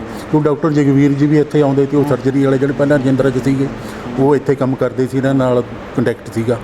ਉਹਨਾਂ ਕਰਕੇ ਡਾਕਟਰ ਅਰੋੜਾ ਨੇ ਸਾਡਾ ਬਹੁਤ, ਜਿੰਨਾ ਕਹਿ ਦਈਏ ਵੀ ਲਾਗਤੇ ਲਈ ਹੈ ਜੀ। ਜੋ ਦਵਾਈਆਂ ਦਾ ਖਰਚਾ ਸੀ ਉਹ ਲਿਆ, ਫਾਲਤੂ ਪੈਸਾ ਸਾਡੇ ਤੋਂ ਕੋਈ ਨਹੀਂ ਲਿਆ ਜੀ। ਲੁਧਿਆਣੇ ਸਾਡਾ ਖਰਚਾ ਬਹੁਤ ਹੋ ਗਿਆ ਜੀ। ਉੱਥੇ ਸਾਡਾ 10-12 ਲੱਖ ਰੁਪਈਆ ਲੁਧਿਆਣੇ ਸਾਡਾ ਪ੍ਰਾਈਵੇਟ 'ਚ ਹੋ ਗਿਆ ਜੀ। 10-12 ਲੱਖ ਰੁਪਈਆ ਆਂਟੀ ਲੱਗ ਗਿਆ ਤੇ ਕੁੱਲ ਮਿਲਾ ਕੇ ਆਰਾਮ ਫਿਰ ਵੀ ਨਹੀਂ ਆਇਆ। ਉੱਥੇ ਫਿਰ ਜਦੋਂ ਦਇਆਨੰਦ ਮੈਡੀਕਲ ਕਾਲਜ ਯਾਨੀ ਡੀਐਮਸੀ 'ਚ ਤੁਸੀਂ ਸੀਗੇ, ਜਵਾਬ ਕਿਵੇਂ ਦਿੱਤਾ ਫਿਰ ਉਹਨਾਂ ਨੇ ਤੁਹਾਨੂੰ? ਜਵਾਬ ਮੈਨੂੰ ਨਹੀਂ ਪਤਾ। ਇਹਨਾਂ ਨੂੰ ਕਿਹਾ ਡਾਕਟਰ ਨੇ ਵੀ ਸ਼ਾਇਦ ਇਹ ਨਹੀਂ ਠੀਕ ਹੋਣ ਵਾਲੇ, ਜਾਂ ਤੁਸੀਂ ਇਹਨਾਂ ਨੂੰ ਘਰ ਲੈ ਜਾਓ, ਜਾਂ ਜੋ ਵੀ ਸਾਡੀ ਕਿਸਮਤ ਚੰਗੀ ਸੀ ਉੱਥੋਂ ਅਸੀਂ ਆ ਗਏ। ਕਿਉਂ ਇੱਥੇ ਆ ਕੇ ਸਾਰਾ ਜਮ ਜਰੀਏ ਮੈਨੇ ਠੀਕ ਹੋਣਾ ਸੀ। ਤੇ ਉਹਨਾਂ ਨੇ ਜਵਾਬ ਹੀ ਦਿੱਤਾ ਇੱਕ ਤਰ੍ਹਾਂ ਦਾ ਵੀ ਤੁਸੀਂ ਘਰ ਲੈ ਜਾਓ, ਆ ਕੇ ਟੈਸਟ ਹੋ ਜਾ ਕਰਨਗੇ, ਦਵਾਈ ਲੈ ਜਾ ਕਰੋ 15-20 ਦਿਨਾਂ ਬਾਅਦ। ਤੇ ਬਸ ਫਿਰ ਘਰ ਆ ਕੇ ਦੱਸੋ ਵੀ ਜਦੋਂ ਜਿੱਦਾਂ ਮਰੀਜ਼ ਠੀਕ ਹੁੰਦਾ ਘਰ ਆਵੇ ਫਿਰ ਤਾਂ ਖੁਸ਼ੀ ਹੁੰਦੀ ਹੈ। ਜਦੋਂ ਮਰੀਜ਼ ਨੂੰ ਉਸ ਤਰ੍ਹਾਂ ਹੀ ਡੈੱਡ ਬੋਡੀ ਨੂੰ ਆਪਾਂ ਫਿਰ ਚੱਕ ਲਿਆਏ ਮੈਨੂੰ, ਤੇ ਫਿਰ ਤਾਂ ਮੇਰਾ ਜਿਹੜਾ ਦਿਲ ਹੈ ਉਹ ਇੱਕਦਮ ਬਿਲਕੁਲ ਨੈਗੇਟਿਵ ਹੋ ਗਿਆ ਵੀ ਮੈਂ ਹੁਣ ਬਚਣਾ ਹੀ ਨਹੀਂ। ਘਰ ਦੇ ਮੈਂਬਰ ਨੇ ਜਿਹੜੇ ਉਹ ਵੀ ਅੱਗਾਂ ਦੂਜੇ ਕਮਰਿਆਂ 'ਚ ਜਾ ਕੇ ਰੋਣਾ ਪਤਾ ਲੱਗ ਜਾਂਦਾ ਸੀ ਵੀ ਰੋ ਕੇ ਆਏ ਨੇ। ਤੇ ਇਹਨਾਂ ਨੂੰ ਵੀ ਐਂ ਹੋ ਗਿਆ ਵੀ ਸ਼ਾਇਦ ਇਹ ਮਹੀਨਾ 20 ਦਿਨ 2 ਮਹੀਨੇ 4 ਮਹੀਨੇ ਇਸ ਤਰ੍ਹਾਂ ਹੀ ਲਟਕ ਕੇ ਜਿਹੜਾ ਹੋਇਆ ਇਹਨੇ ਮਰ ਜਾਣਾ, ਇਹਨੇ ਹੁਣ ਬਚਣਾ ਨਹੀਂ। ਕਿਉਂਕਿ ਜਿਹੜਾ ਦਿਲ ਸੀ ਉਹ ਟੁੱਟ ਚੁੱਕਿਆ ਵੀ ਹੁਣ ਜਾਈਏ ਤਾਂ ਜਾਈਏ ਕਿੱਥੇ। ਹੁਣ ਇੰਨਾ ਪੈਸਾ ਵੀ ਨਹੀਂ ਹੈਗਾ ਵੀ ਹੋਰ ਕਿਤੇ ਜਾਈਏ ਆਪਾਂ, ਪੈਸੇ ਵੀ ਸਾਡੇ ਲੱਗ ਗਏ ਸਾਰੇ। ਬਹੁਤ ਮੁਸ਼ਕਲ ਦੀ ਘੜੀ ਹੋਈ ਹੈ। ਤੇ ਕੀ ਕਿਹਾ ਡਾਕਟਰ ਨੇ ਤੁਹਾਨੂੰ ਜਦੋਂ ਤੁਸੀਂ ਗਏ ਸੀ, ਜਦੋਂ ਇਹਨਾਂ ਨੂੰ ਛੁੱਟੀ ਦੇਣ ਦੀ ਗੱਲ ਕੀਤੀ ਉਹਨਾਂ ਨੇ ਆਪ ਕਿਹਾ ਜਾਂ ਤੁਸੀਂ ਉਹਨਾਂ ਨਾਲ ਗੱਲ ਕੀਤੀ? ਮੈਂ ਦੱਸਦਾ ਜੀ ਤੁਹਾਨੂੰ, ਜਿਹੜੇ ਸਾਡੇ ਰਿਸ਼ਤੇਦਾਰ ਨੇ ਜੀ ਡਾਕਟਰ, ਉਹਨਾਂ ਨੇ ਡਾਕਟਰ ਸਾਹਿਬ ਨਾਲ ਗੱਲ ਕੀਤੀ ਹੋਣੀ ਉੱਥੇ। ਤਾਂ ਇਹਨਾਂ ਨੇ ਆ ਕੇ ਕਹਿੰਦਾ ਪਾਪਾ ਆਪਾਂ ਐਂ ਕਰਦੇ ਹਾਂ ਵੀ ਮੰਮਾ ਨੂੰ ਛੁੱਟੀ ਦਵਾ ਲੈਂਦੇ ਹਾਂ, ਵੀ ਦਵਾਈ ਆਪਾਂ ਲਿਖਾ ਲੈਂਦੇ ਹਾਂ, ਜਦੋਂ ਵੀ ਖਤਮ ਹੋ ਗਈ ਵੀ ਤੁਸੀਂ ਆ ਕੇ ਪਰਚੀ ਆਪਣੇ ਕੋਲ ਬਣੀ ਵੀ ਹੋਊਗੀ, ਵੀ ਟੈਸਟ ਤਾਂ ਪਟਿਆਲੇ ਹੋ ਜਾਇਆ ਕਰਨਗੇ, ਜਿੱਥੋਂ ਮਰਜ਼ੀ ਕਰਵਾ ਲਓ, ਵੀ ਆਪਾਂ ਛੁੱਟੀ ਲੈ ਲੈਂਦੇ ਹਾਂ, ਵੀ ਇੰਨਾ ਖਰਚਾ ਆਪਾਂ ਮਤਲਬ ਵੀ ਨਹੀਂ ਦੇ ਸਕਦੇ। ਮੈਂ ਕਿਹਾ ਠੀਕ ਹੈ ਬੇਟਾ। ਉਹਨਾਂ ਨੇ ਕੋਈ ਗੱਲ ਕੀਤੀ ਉਹਨਾਂ ਡਾਕਟਰ ਨਾਲ, ਸਾਨੂੰ ਨਹੀਂ ਪਤਾ, ਨਾ ਹੀ ਉਹਨਾਂ ਨੇ ਦੱਸਿਆ ਵੀ ਡਾਕਟਰ ਨੇ ਉਹਨਾਂ ਨੂੰ ਕੀ ਕਿਹਾ ਹੈਗਾ। ਅਸੀਂ ਛੁੱਟੀ ਲੈ ਲਈ ਜੀ, ਘਰ ਆ ਗਏ। ਪਹਿਲਾਂ ਤਾਂ ਉਹਨਾਂ ਕੋਲ ਰਹੇ ਇੱਕ ਰਾਤ, ਉੱਥੇ ਰਹਿ ਕੇ ਫਿਰ ਦੂਜੇ ਦਿਨ ਅਸੀਂ ਆਪਣਾ ਪਟਿਆਲੇ ਆ ਗਏ ਜੀ। ਨਹੀਂ, ਜਿਹੜੇ ਆਂਟੀ ਕਹਿ ਰਹੇ ਨੇ ਕਿ ਦੂਜੇ ਕਮਰੇ ਦੇ ਵਿੱਚ ਜਾ ਕੇ ਤੁਸੀਂ ਰੋ ਕੇ ਆਉਂਦੇ ਸੀਗੇ, ਇਹ ਸੱਚ ਹੈ ਕਿ ਉਹ ਸੈਂਟੀਮੈਂਟ ਉਸ ਤਰ੍ਹਾਂ ਦੇ ਆ ਗਏ ਸੀ ਵੀ ਹੁਣ ਨਹੀਂ ਠੀਕ ਹੋਣਗੇ? ਇਹਦੇ ਸਾਰੇ ਇਹ ਹੈ ਵੀ ਇੰਨਾ ਭੱਜਣ ਨੱਠਣ ਦੇ ਬਾਅਦ ਵੀ ਡੀਐਮਸੀ ਦੇਖ ਲਓ ਵੀ ਕਿੰਨਾ ਬਹੁਤ ਹਸਪੀਟਲ ਹੈ, ਬਹੁਤ ਤਕੜੇ ਡਾਕਟਰ ਨੇ ਉੱਥੇ। ਉਹ ਡਾਕਟਰਾਂ ਨੇ ਕੋਸ਼ਿਸ਼ ਬਹੁਤ ਕੀਤੀ ਹੈ ਜੀ, ਪਰ ਉਹ ਡਾਕਟਰ ਸਾਡੇ ਜਿਹੜਾ ਰਿਲੇਟਿਵ ਆ ਉਹੀ ਦੱਸਦਾ ਸੀ, ਕਹਿੰਦਾ ਪਾਪਾ ਗੱਲ ਇਹ ਹੈ ਵੀ ਡਾਕਟਰ ਸਾਹਿਬ ਕਹਿੰਦੇ ਨੇ ਪੇਸ਼ੈਂਟ ਸਾਡੇ ਕੋਲ ਸੀਰੀਅਸ ਤੋਂ ਸੀਰੀਅਸ ਆਏ ਨੇ, ਪਰ ਇਹ ਜਿਹੜੀ ਬਿਮਾਰੀ ਹੈ ਇਹ ਸਾਡੀ ਸਮਝ ਤੋਂ ਬਾਹਰ ਹੈ ਵੀ ਹੈ ਤਾਂ ਹੈ ਕੀ, ਵੀ ਜਿਹੜਾ ਗਲ ਦੇ ਉੱਪਰ ਆਪਣਾ ਕੰਨ ਸੁਣਦੇ ਨੇ, ਅੱਖਾਂ ਦੇਖਦੀਆਂ ਨੇ, ਦਿਮਾਗ ਕੰਮ ਕਰਦਾ, ਆਵਾਜ਼ ਚੱਲ ਰਹੀ ਹੈ, ਵੀ ਕੀ ਹੈ ਸਰੀਰ ਸਾਡਾ ਉਹ ਹੈ, ਵੀ ਇਹ ਕੀ ਕਹੀਏ ਤਾਂ ਕਹੀਏ ਕੀ। ਟੈਸਟਾਂ ਦੇ ਵਿੱਚ ਕੋਈ ਸਿਰਫ ਉਹ ਨਰਵ ਤੇ ਨਾੜਾਂ ਹੀ ਆਈਆਂ, ਉੱਥੇ ਵੀ ਆਈਆਂ, ਇੱਥੇ ਵੀ ਆਈਆਂ ਜੀ, ਤੇ ਉਹ ਉਹਨਾਂ ਦੀ ਮਤਲਬ ਕੁਛ ਨਹੀਂ ਜੀ ਮਤਲਬ ਸਮਝ ਆਈ ਉਹਨਾਂ ਨੂੰ।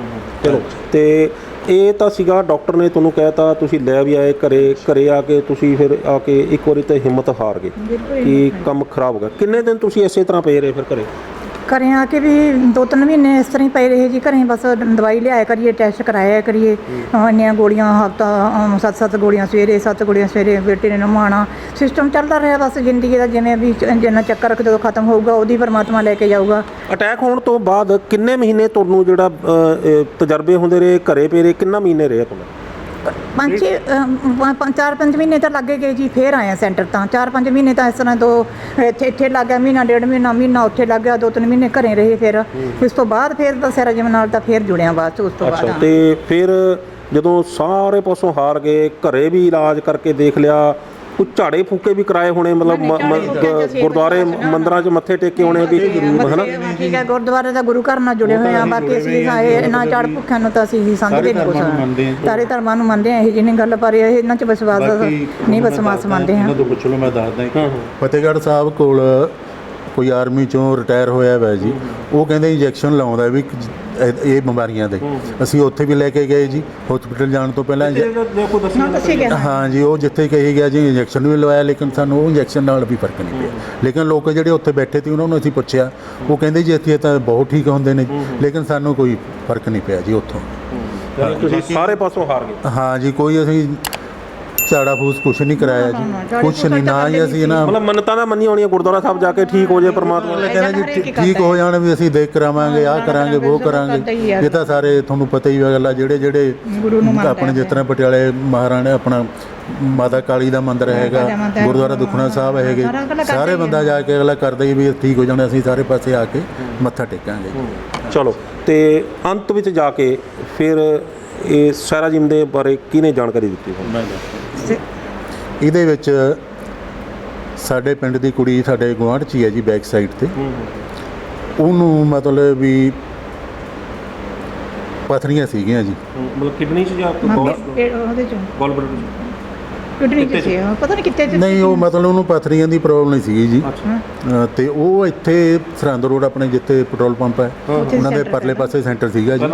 ਹਾਂਜੀ, ਉੱਥੇ ਸਮਝ ਲਿਆ ਵੀ ਉਹ ਥੈਰੇਪੀ ਲੈਣ ਆਉਂਦੇ ਸੀ। ਉਹ ਡੇਲੀ ਮਤਲਬ ਵੀ ਪਤਾ ਲੈਣ ਆਉਂਦੇ ਸੀ ਇਹਦਾ। ਤੇ ਉਹਨਾਂ ਨੇ ਸਾਨੂੰ ਬਹੁਤ ਵਾਰੀ ਕਿਹਾ, ਕੁੜੀ ਨੇ, ਵੀਰ ਜੀ ਐਂ ਕਰੋ ਵੀ ਭਾਬੀ ਨੂੰ ਉੱਥੇ ਲੈ ਕੇ ਚੱਲੋ, ਵੀ ਉੱਥੇ ਲੋਕ ਬਹੁਤ ਠੀਕ ਹੁੰਦੇ ਨੇ, ਕੋਈ ਪੈਸਾ ਨਹੀਂ ਲੱਗਦਾ, ਫ੍ਰੀ ਇਲਾਜ ਹੈ। ਚਲੋ, ਪਹਿਲਾਂ ਤਾਂ ਅਸੀਂ ਜਿਵੇਂ ਤੁਹਾਨੂੰ ਦੱਸਿਆ ਵੀ 2.5-3 ਮਹੀਨੇ ਅਸੀਂ ਕੋਈ ਵਿਸ਼ਵਾਸ ਨਹੀਂ ਕੀਤਾ। ਉਹ ਕਹਿੰਦੇ ਵੀ ਉੱਥੇ ਮਸ਼ੀਨਾਂ ਲੱਗੀਆਂ ਵੇ, ਲਾਟੂ ਜੇ ਲੱਗੇ ਹੋਏ ਨੇ, ਕੋਈ ਪਿੰਡੂ ਬੰਦੇ ਆ, ਸਾਨੂੰ ਕੀ ਪਤਾ ਕੀ ਚੀਜ਼ ਹੈ ਜੀ, ਇਹ ਪਤਾ ਨਹੀਂ ਹੁੰਦਾ ਜੀ।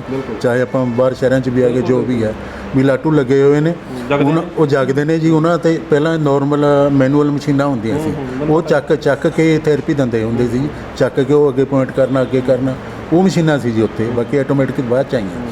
ਚਲੋ, ਜੇ ਨਾ ਹੀ ਹਟੇ, ਉਹ ਗੱਡੀ ਤਾਂ ਆਪਣੇ ਕੋਲ ਹੈ ਨਹੀਂ ਜੀ। ਅਸੀਂ ਫਿਰ ਮੈਂ ਆਟੋ ਵਾਲੇ ਨਾਲ ਗੱਲ ਕੀਤੀ, ਮੈਂ ਕਿਹਾ ਬਈ ਐਂ ਕਰੋ ਵੀ ਅਸੀਂ ਡੇਲੀ ਜਾਵਾਂਗੇ, ਵੀ ਬੋਲ ਤੋਂ ਸਾਡੇ ਨਾਲ ਮਹੀਨਾ ਹੀ ਕਰ ਲਾ। ਉਹ ਕਹਿੰਦਾ ਅੰਕਲ 200 ਰੁਪਈਆ ਲਊਂਗਾ ਰੋਜ਼ ਦਾ। ਮੈਂ ਕਿਹਾ ਬੇਟਾ ਗੱਲ ਸੁਣ ਲਾ, ਉੱਥੇ ਘੰਟਾ ਵੀ ਲੱਗ ਸਕਦਾ, 2 ਘੰਟੇ ਵੀ ਲੱਗ ਸਕਦੇ, 3 ਘੰਟੇ ਵੀ ਲੱਗ ਸਕਦੇ ਨੇ, ਠੀਕ ਹੈ, ਵੀ ਤੁਹਾਨੂੰ ਉੱਥੇ ਰੁਕਣਾ ਪਊਗਾ। ਉਹ ਕਹਿੰਦਾ ਠੀਕ ਹੈ ਜੀ। ਚਲੋ, ਉਹਨੇ ਦੇਖਿਆ, ਮੈਂ ਕਿਹਾ ਵੀ ਚਾਹੇ ਰੋਜ਼ ਦੀ ਰੋਜ਼ ਪੈਸੇ ਲੈ ਲਈ, ਚਾਹੇ ਮਹੀਨੇ ਬਾਅਦ ਲੈ ਲਈ। ਤੇ ਉਹ ਕਹਿੰਦਾ ਠੀਕ ਹੈ ਜੀ। ਮੈਂ ਸਵੇਰੇ 4 ਵਜੇ ਉੱਠ ਕੇ ਨਹਾ ਧੋ ਕੇ ਚਾਹ ਦਾ ਕੱਪ ਲੈ ਕੇ ਸਿੱਧਾ ਆ ਕੇ ਲਾਈਨ ਦੇ ਵਿੱਚ ਲੱਗਦਾ ਸੀ। ਉਹ ਲਾਈਨ ਲੱਗੀ ਹੁੰਦੀ ਸੀ, ਬਹੁਤ ਲਾਈਨ ਸੀ ਜੀ। ਹੁਣ ਤਾਂ ਕੋਵਿਡ ਕਰਕੇ ਬਹੁਤ ਹੈ। ਪਹਿਲਾਂ ਤਾਂ ਜੀ ਵੀ ਵਾਰੀ ਨਹੀਂ ਸੀ ਮਿਲਦੀ, 2-2 3-3 ਬੈਜਾਂ ਦੇ ਐਡਵਾਂਸ ਹੀ ਟੋਕਨ ਵੰਡੇ ਜਾਂਦੇ ਸੀ। ਤੇ ਆ ਕੇ ਮੈਂ ਲਾਈਨ 'ਚ ਲੱਗਣਾ, ਟੋਕਨ ਲੈਣਾ। ਵੀ ਸਭ ਤੋਂ ਪਹਿਲਾਂ ਮੈਂ ਮਤਲਬ ਸਿੱਧਾ ਇੱਥੇ ਆ ਕੇ ਰੋਟੀ ਬਾਅਦ 'ਚ ਖਾਂਦਾ ਸੀ, ਮੈਂ ਜਾ ਕੇ ਵੀ ਲਾਈਨ 'ਚ ਲੱਗਾ, ਪਹਿਲੇ ਬੈਚ 'ਚ ਸਾਡਾ ਨੰਬਰ ਲੱਗ ਜੇ। ਉਦੋਂ ਟੋਕਨ ਲੈ ਕੇ ਫਿਰ ਮੈਂ ਇਹਨਾਂ ਨੂੰ ਘਰੇ ਫੋਨ ਕਰਨਾ, ਇਹਨਾਂ ਨੇ ਆਟੋ ਵਾਲੇ ਨੂੰ ਕਹਿਣਾ, ਫਿਰ ਇਹ ਆ ਕੇ ਮਤਲਬ ਵੀ ਆਟੋ 'ਚ ਬਿਠਾ ਕੇ ਲਿਆਉਂਦੇ। ਤੁਸੀਂ ਵੀਡੀਓ ਬਣੀ ਵੀ ਸਾਡੀ ਦੇਖੀ ਹੋਣੀ ਹੈ ਵੀ ਕਿਵੇਂ ਆਟੋ ਦੇ ਵਿੱਚ ਜਿੱਥੇ ਬੰਦਾ ਆਪਾਂ ਪੈਰ ਰੱਖਦੇ ਉੱਥੇ ਥੈਲਾ ਵਿਛਾ ਕੇ ਰੇਹ ਵਾਲਾ, ਉੱਥੇ ਉਹਨੂੰ ਬਿਠਾਉਂਦੇ ਸੀਗੇ। ਉੱਥੇ 'ਚ ਬਿਠਾ ਕੇ ਫਿਰ ਸੈਂਟਰ ਆਉਂਦੇ। ਇੱਥੇ ਸੈਂਟਰ ਦੇ ਵਿੱਚ ਤਾਂ ਮੈਂਬਰ ਬਹੁਤ ਹੁੰਦੇ, ਹੈਲਪ ਕਰ ਦਿੰਦੇ ਚੱਕਣ 'ਚ। ਅਤੇ ਘਰੋਂ ਸਾਡੇ ਗੁਆਂਢੀ ਸਾਡੀ ਹੈਲਪ ਕਰਦੀ ਸੀ ਵਿੱਚ ਬਿਠਾਉਣ ਵਾਸਤੇ, ਕਿਉਂ ਮੈਂ ਤਾਂ ਆ ਜਾਂਦਾ ਸੀ ਇੱਥੇ। ਉਸ ਤੋਂ ਬਾਅਦ ਪਹਿਲੇ ਦਿਨ ਜਦੋਂ ਅਸੀਂ ਆਏ ਹਾਂ, ਬਹੁਤ ਹੀ ਰੌਲਾ ਪੈਂਦਾ ਸੀ ਸੈਂਟਰ ਦੇ ਵਿੱਚ, ਜਿਵੇਂ ਕੂਕਾਂ ਮਾਰਦੇ ਹੈਲੋ ਐ। ਇੱਕ ਪਾਸੇ ਬੰਦੇ ਜਿਹੜੇ ਮੈਂਬਰ ਉਹ ਚਿੱਟੀਆਂ ਚਾਦਰਾਂ ਲਈ ਪਏ ਸੀ। ਇਹ ਤਾਂ ਡਰ ਗਈ ਵੀ ਇਹ ਕੀ ਗੱਲ ਹੋ ਗਈ, ਵੀ ਇਹ ਤਾਂ ਸਾਰੇ ਚਿੱਟੀਆਂ ਚਾਦਰਾਂ ਲਈ ਪਏ ਨੇ, ਪਤਾ ਨਹੀਂ ਕੀ ਕਹਾਣੀ ਹੈ ਇਹ। ਤੇ ਇਹ ਕਹਿੰਦੇ ਜੀ ਮੈਂ ਤਾਂ ਨਹੀਂ ਕੱਲ੍ਹ ਨੂੰ ਆਉਂਦੀ। ਮੈਂ ਕਿਹਾ ਕੀ ਗੱਲ?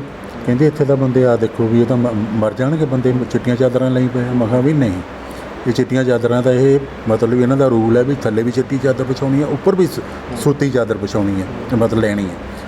ਉਸ ਦਿਨ ਪਹਿਲੇ ਦਿਨ ਜਦੋਂ ਸਾਰਾ ਆਪਣੇ ਰਾਣਾ ਜੀ ਜਿਨ੍ਹਾਂ ਨੇ ਸੈਂਟਰ ਖੋਲ੍ਹਿਆ ਤੇ ਅੱਜ ਕੱਲ੍ਹ ਤਾਂ ਉਹ MD ਨੇ, ਸੱਜਣ ਰਾਣਾ ਜੀ MD ਨੇ ਜੀ ਹੁਣ ਉਦੋਂ ਉਹ ਸੈਂਟਰ ਦੇ ਇੰਚਾਰਜ ਸੀਗੇ ਤੇ ਏਰੀਆ ਮੈਨੇਜਰ ਸੀ। ਪਹਿਲੇ ਦਿਨ ਤਾਂ ਹੋਏ ਨਹੀਂ ਸੀ, ਦੂਜੇ ਦਿਨ ਅਸੀਂ ਵੜਿਆ ਵੜੂ ਕੇ ਇਹਨੂੰ ਫੇਰ ਲਿਆਏ ਜੀ। ਉਸ ਦਿਨ ਰਾਣਾ ਜੀ ਆ ਗਏ। ਅਸੀਂ ਰਿਕੁਐਸਟ ਕਰਕੇ ਉਹਨਾਂ ਨੂੰ, ਜਿਹੜੇ ਪ੍ਰਦੀਪ ਜੀ ਸੀਗੇ, ਉਹਨਾਂ ਨੂੰ ਕਿਹਾ ਵੀ ਇਹ ਜਿਹੜੇ ਵੀ ਸਾਨੂੰ ਆਹ ਪ੍ਰੋਬਲਮ ਹੈ, ਵੀ ਸਾਨੂੰ ਪਹਿਲੇ ਹੀ ਬੈੱਡ ਦੇ ਦਿਓ, ਵੀ ਸਾਨੂੰ ਚੱਕ ਕੇ ਵਿਚਾਲੇ ਨੰਬਰ 'ਤੇ। ਕਹਿੰਦਾ ਠੀਕ ਹੈ। ਉਹਨਾਂ ਨੇ ਸਾਨੂੰ ਪਹਿਲਾ ਬੈੱਡ ਦੇ ਦੇਣਾ। ਪਹਿਲੇ ਬੈੱਡ 'ਤੇ ਪਏ। ਜਦੋਂ ਵੀ ਰਾਣਾ ਜੀ ਸੈਂਟਰ 'ਚ ਆਉਂਦੇ ਸੀਗੇ ਵੀ ਸਟਾਰਟ ਕਰਤਾ ਬੈਚ, ਤਾਂ ਸਭ ਤੋਂ ਪਹਿਲਾਂ ਮੈਂਬਰਾਂ ਕੋਲ, ਇਕੱਲੇ ਮੈਂਬਰ ਕੋਲ ਜਾਂਦੇ ਸੀਗੇ ਜੀ। ਉਹਨਾਂ ਨੇ ਪੁੱਛਣਾ, ਮੇਰੇ ਵਰਗਾ ਬਜ਼ੁਰਗ ਹੈ, ਹਾਂ ਪਿਤਾ ਜੀ ਕੀ ਪ੍ਰੋਬਲਮ ਹੈ, ਠੀਕ ਹੋ? ਮਾਤਾ ਜੀ ਕੀ ਪ੍ਰੋਬਲਮ ਹੈ, ਠੀਕ ਹੋ? ਸਭ ਤੋਂ ਪਹਿਲਾਂ ਸਾਡੀ ਵਾਰੀ ਸੀ, ਐਂਟਰੀ ਗੇਟ ਦੇ ਨਾਲ ਹੀ ਸੀਗੇ ਅਸੀਂ। ਉਹ ਆਏ, ਆ ਕੇ ਪੁੱਛਿਆ ਵੀ ਮਾਤਾ ਜੀ ਠੀਕ ਹੋ? ਕਹਿੰਦੀ ਹਾਂ ਬੇਟਾ ਠੀਕ ਹੈ। ਕਹਿੰਦਾ ਕੀ ਪ੍ਰੋਬਲਮ ਆ? ਉਹਨਾਂ ਨੇ ਬਾਂਹ ਫੜ ਲਈਆਂ, ਬਾਂਹ ਫੜ ਕੇ ਮਤਲਬ ਜਦੋਂ ਛੱਡੀ ਬਾਂਹ ਗਿਰ ਗਈ, ਉਹਨਾਂ ਨੇ ਦੂਜੀ ਫੜੀ, ਦੂਜੀ ਵੀ ਗਿਰ ਗਈ ਜਦੋਂ ਛੱਡੀ। ਕਹਿੰਦਾ ਮਾਤਾ ਜੀ ਤੁਸੀਂ ਤਾਂ ਕਹਿੰਦੇ ਵੀ ਪ੍ਰੋਬਲਮ ਹੈ ਨਹੀਂ, ਤੁਹਾਨੂੰ ਤਾਂ ਪ੍ਰੋਬਲਮ ਬਹੁਤ ਹੈ। ਇਹ ਕਹਿੰਦੀ ਬੇਟਾ ਹੁਣ ਕੀ ਕਹਾਂ ਮੈਂ ਤਾਂ ਬਹੁਤ ਔਖੇ, ਮੇਰਾ ਤਾਂ ਕੁਛ ਵੀ ਨਹੀਂ ਹੈ ਚੱਲਦਾ। ਕਹਿੰਦਾ ਮਾਤਾ ਜੀ ਇੱਕ ਗੱਲ ਕਹਾਂ? ਕਹਿੰਦੀ ਬੇਟਾ ਗੱਲ ਸੁਣ। ਹੱਥ ਬੰਨ੍ਹ ਕੇ ਕਹਿੰਦੀ ਵੀ ਸਾਡੇ ਕੋਲ ਪੈਸੇ ਤਾਂ ਹੈ ਨਹੀਂ, ਵੀ ਜੇ ਪੈਸੇ ਮੰਗੋ ਪੈਸੇ ਤਾਂ ਜਿਹੜੇ ਕੋਲ ਸਾਡੇ ਕੋਲ 4 ਹੈਗੇ ਤੇ ਤਾਂ ਲਾਤੇ, ਸਾਡੇ ਕੋਲ ਹੁਣ ਕੁਛ ਨਹੀਂ ਹੈਗਾ। ਉਸ ਤੋਂ ਬਾਅਦ ਉਹ ਕਹਿੰਦਾ ਮਾਤਾ ਜੀ ਇੱਕ ਗੱਲ ਹੈ ਵੀ ਮੇਰੇ ਕੋਲ ਉਹ ਸਥਾਨ 'ਤੇ ਲਿਖਾ ਲਓ, 1% ਨਹੀਂ 500% ਮੈਂ ਤੇ ਸਥਾਨ 'ਤੇ ਲਿਖਾ ਲਓ ਵੀ ਤੁਸੀਂ ਰੋਜ਼ ਆਓ, ਥੈਰੇਪੀ ਲਾਓ, ਮਾਤਾ ਜੀ ਠੀਕ ਹੋਣਗੇ, ਮੇਰੀ ਗਰੰਟੀ ਹੈ। ਜੋ ਸਾਨੂੰ ਯਕੀਨ ਹੋ ਗਿਆ ਜੀ। ਅਸੀਂ ਰੋਜ਼ ਆਉਂਦੇ। ਜਦੋਂ ਪ੍ਰਮਾਤਮਾ ਨੇ ਸੁਣੀ ਗਰੀਬ ਬੰਦੇ ਦੀ, 15 ਦਿਨਾਂ ਮਗਰੋਂ ਘਰ ਅਸੀਂ ਪਏ, ਬੇਟਾ ਨਾਲ ਪਿਆ ਇਹਦੇ। ਇਹ ਸਮਝ ਲਿਆ ਵੀ ਇਹਨੇ ਆਵਾਜ਼ ਮਾਰੀ ਬੇਟੇ ਨੂੰ, ਕਹਿੰਦੀ ਜੀ ਮੇਰੀਆਂ ਉਂਗਲੀਆਂ ਜਿਹੀਆਂ 'ਚ ਨਾ ਵੀ ਚਰਨਾਹਟ ਜੀ ਹੋ ਰਹੀ ਹੈ, ਵੀ ਜਿਵੇਂ ਕੀੜੀਆਂ ਲੜਦੀਆਂ ਹੁੰਦੀਆਂ। ਉਹ ਬੇਟਾ ਕਹਿੰਦਾ ਵੀ ਪਤਾ ਨਹੀਂ ਕੀ ਪ੍ਰੋਬਲਮ। ਉਹਨੇ ਮੈਨੂੰ ਕਿਹਾ, ਕਹਿੰਦਾ ਪਾਪਾ ਐਂ ਕਰ ਕਿਆ ਗੱਲ ਹੈ? ਰਾਣਾ ਜੀ ਕਹਿੰਦੇ ਵੀ ਅੱਧੀ ਰਾਤ ਤੁਹਾਨੂੰ ਲੋੜ ਆ, ਮੈਨੂੰ ਫੋਨ ਕਰੋ ਵੀ ਆਹ ਪ੍ਰੋਬਲਮ ਹੈ, ਤੁਹਾਨੂੰ ਦੱਸੂਗਾ। ਮੈਂ ਰਾਣਾ ਜੀ ਨੂੰ ਫੋਨ ਕੀਤਾ, ਮੈਂ ਸਰ ਐਂ ਕਰਕੇ ਆਹ ਗੱਲ ਹੈ। ਉਹ ਕਹਿੰਦਾ ਪਿਤਾ ਜੀ ਮੁਬਾਰਕਾਂ। ਮਹਾਂ ਜੀ ਇਹ ਗੱਲ ਤਾਂ ਇਹ ਕਹਿੰਦਾ ਜੀ ਇਹਨਾਂ ਦਾ ਜਿਹੜਾ ਬਲੱਡ ਰਿਲੇਸ਼ਨ ਮਤਲਬ ਸਰਕੂਲਰ ਸੀ ਉਹ ਰੁਕਿਆ ਹੋਇਆ ਸੀ, ਉਹ ਮੂਵ ਕਰਨ ਲੱਗ ਗਿਆ ਥੋੜ੍ਹਾ। ਠੀਕ ਹੈ ਨਾ? ਅੱਜ ਕੁਛ ਕੱਲ੍ਹ ਕੁਛ, ਮਹੀਨੇ ਬਾਅਦ ਫੇਰ ਸਮਝ ਲੈ ਵੀ ਇਹ ਪਈ ਹੈ, ਇਹਨੇ ਉਂਗਲਾਂ ਵੀ ਚੱਲਣ ਲੱਗ ਗਈਆਂ। ਉਸ ਤੋਂ ਬਾਅਦ ਰਾਤ ਨੂੰ ਪਿਆ, ਬੇਟਾ ਨਾਲੇ ਪੈਂਦਾ ਸੀ ਪਾਸਾ ਦਬਾਉਣ ਵਾਸਤੇ। ਰਾਤ ਨੂੰ ਬੇਟੇ ਦੀ ਅੱਖ ਲੱਗ ਗਈ, ਸੋ ਗਿਆ। ਇਹਨੇ ਸਮਝ ਲਾ ਵੀ ਜਿਹੜਾ ਪਾਸਾ ਹੈ ਆਪਣੇ ਆਪ ਲੈ ਲਿਆ। ਬੇਟਾ ਉੱਠਿਆ ਵੀ ਮੰਮੀ ਪਰਲੇ ਪਾਸੇ ਨੂੰ ਮੂੰਹ ਹੋ ਗਿਆ, ਪਹਿਲਾਂ ਮੇਰੇ ਕੰਨੀ ਸੀ।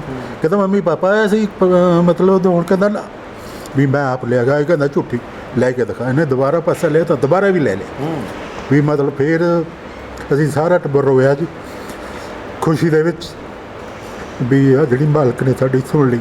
ਫਿਰ ਰਾਣਾ ਜੀ ਨੂੰ ਦੱਸਿਆ, ਰਾਣਾ ਜੀ ਨੇ ਇੰਨੇ ਖੁਸ਼ ਹੋਏ ਬਹੁਤ ਜ਼ਿਆਦਾ। ਉਹ ਕਹਿੰਦਾ ਪਿਤਾ ਜੀ ਗੱਲ ਇਹ ਕਿਹਾ ਮਾਤਾ ਜੀ ਵੀ ਜਿਸ ਦਿਨ ਇਹ ਤੁਹਾਡੇ ਹੱਥ ਠੀਕ ਹੋਣਗੇ, ਤੁਹਾਡੇ ਘਰ ਆ ਕੇ ਮੈਂ ਚਾਹ ਪੀਊਂਗਾ, ਤੁਹਾਡੇ ਹੱਥ ਦੀ ਮੈਂ ਰੋਟੀ ਖਾਊਂਗਾ। ਉਹ ਸਾਰਾ ਕੁਝ ਹੋਇਆ, ਚਾਹ ਵੀ ਪੀਤੀ ਉਹਨੇ ਇਹਨਾਂ ਦੇ ਹੱਥਾਂ ਦੀ, ਘਰ ਆ ਕੇ ਖਾਣਾ ਵੀ ਖਾਧਾ ਜੀ। ਆਪਾਂ ਆਉਂਦੇ ਹਾਂ, ਮੈਂ ਦੇਖ ਰਿਹਾ ਕਿ ਤੁਹਾਡੀਆਂ ਅੱਖਾਂ 'ਚ ਹੰਝੂ ਨੇ, ਮੂਮੈਂਟ ਜਿਹੜਾ ਕਾਫੀ ਸੈਂਟੀਮੈਂਟ ਹੈ। ਮੈਂ ਵੀ ਜਿਹੜਾ ਕਾਫੀ ਭਾਵੁਕ ਹਾਂ ਇਸ ਵੇਲੇ ਕਿ ਜਦੋਂ ਤੁਸੀਂ ਪਹਿਲੀ ਵਾਰ ਜਦੋਂ ਇੱਥੇ ਆਏ ਤੇ ਜੋ ਮਾਹੌਲ ਦੇਖਿਆ, ਤੇ ਜਦੋਂ ਜਦੋਂ ਤੁਹਾਨੂੰ ਰਾਣਾ ਜੀ ਨਾਲ ਗੱਲਬਾਤ ਹੋ ਰਹੀ ਸੀ, ਮਨ 'ਚ ਕੀ ਚੱਲ ਰਿਹਾ ਸੀ ਜਦੋਂ ਉਹਨਾਂ ਨੇ ਕਿਹਾ ਵੀ ਅਸਟਾਮ 'ਤੇ ਲਿਖ ਕੇ ਮੈਂ ਦੇ ਦਿੰਦਾ? ਉਦੋਂ ਫਿਰ ਵੀ ਇਸ ਤਰ੍ਹਾਂ ਹੋਇਆ ਵੀ ਇਹੋ ਜਿਹਾ ਹੌਸਲਾ ਤਾਂ ਕਿਸੇ ਨੇ ਵੀ ਨਹੀਂ ਦਿੱਤਾ। ਸ਼ਾਇਦ ਇਹ ਬੱਚਾ ਜਿਹੜਾ ਇਹ ਠੀਕ ਬੋਲ ਰਿਹਾ, ਸ਼ਾਇਦ ਇਹਨਾਂ ਦੀਆਂ ਮਸ਼ੀਨਾਂ ਨੇ ਜਿਹੜੀਆਂ ਬਾਕੀ ਠੀਕ ਹੋਣਗੀਆਂ, ਸ਼ਾਇਦ ਮੈਂ ਇੱਥੋਂ ਹੀ ਠੀਕ ਹੋਵਾਂ। ਥੋੜ੍ਹਾ ਜਿਹਾ ਮਨ 'ਚ ਥੋੜ੍ਹਾ ਜਿਹਾ 2% 3% ਜ਼ਿਆਦਾ ਤਾਂ ਨਹੀਂ, ਥੋੜ੍ਹਾ ਜਿਹਾ ਹੌਸਲਾ ਹੋਇਆ ਵੀ ਸ਼ਾਇਦ ਮੈਂ ਮਸ਼ੀਨਾਂ ਜ਼ਰੀਏ ਮੇਰੀ ਕਿਸਮਤ ਚੰਗੀ ਸੀ, ਲੱਕੀ ਸੀ ਮੈਂ ਵੀ ਠੀਕ ਹੋਵਾਂ, ਵੀ ਇਹ ਬੱਚਾ ਸਹੀ ਕਹਿ ਰਿਹਾ ਹੈ। ਬਾਕੀ ਉਹ ਕਾਰਨਾਮਾ ਤੁਹਾਡੇ ਸਾਹਮਣੇ ਹੀ ਹੈ ਵੀ ਠੀਕ ਹੋਇਆ। ਅੱਜ ਤੁਹਾਡੇ ਸਾਹਮਣੇ ਦੇਖ ਲਿਆ ਵੀ ਕਿਵੇਂ ਮੈਂ ਨੋਰਮਲ ਬੈਠੀ ਹਾਂ। ਠੀਕ ਹੈ, ਉਹ ਕਿਹੋ ਜਿਹੀ ਪੋਜੀਸ਼ਨ 'ਤੇ ਹੁਣ ਕਿਸ ਤਰ੍ਹਾਂ ਹੁਣ ਤੱਕ ਅਗਲਾ ਕਈ ਜਿਨ੍ਹਾਂ ਨੇ ਇਹ ਹਾਲਤ ਦੇਖੀ ਸੀ ਉਹ ਪਛਾਣਦੇ ਵੀ ਨਹੀਂ ਵੀ ਬਾਕੀ ਤੋਂ ਇਹ ਇਸ ਤਰ੍ਹਾਂ ਠੀਕ ਹੋ ਗਈ। ਸਾਡੇ ਰਿਸ਼ਤੇਦਾਰ ਵੀ ਅੱਡੀ ਪ੍ਰੋਬਲਮ ਤੁਸੀਂ ਕਹਿ ਰਿਹਾ ਚਮਤਕਾਰ ਕਿਸੇ ਕਿਹੜੇ ਬਾਬੇ ਕੋਲੇ ਗਏ ਹੋ, ਇਹੋ ਜਿਹਾ ਮਰੀਜ਼ ਤਾਂ ਠੀਕ ਹੀ ਨਹੀਂ ਹੁੰਦਾ।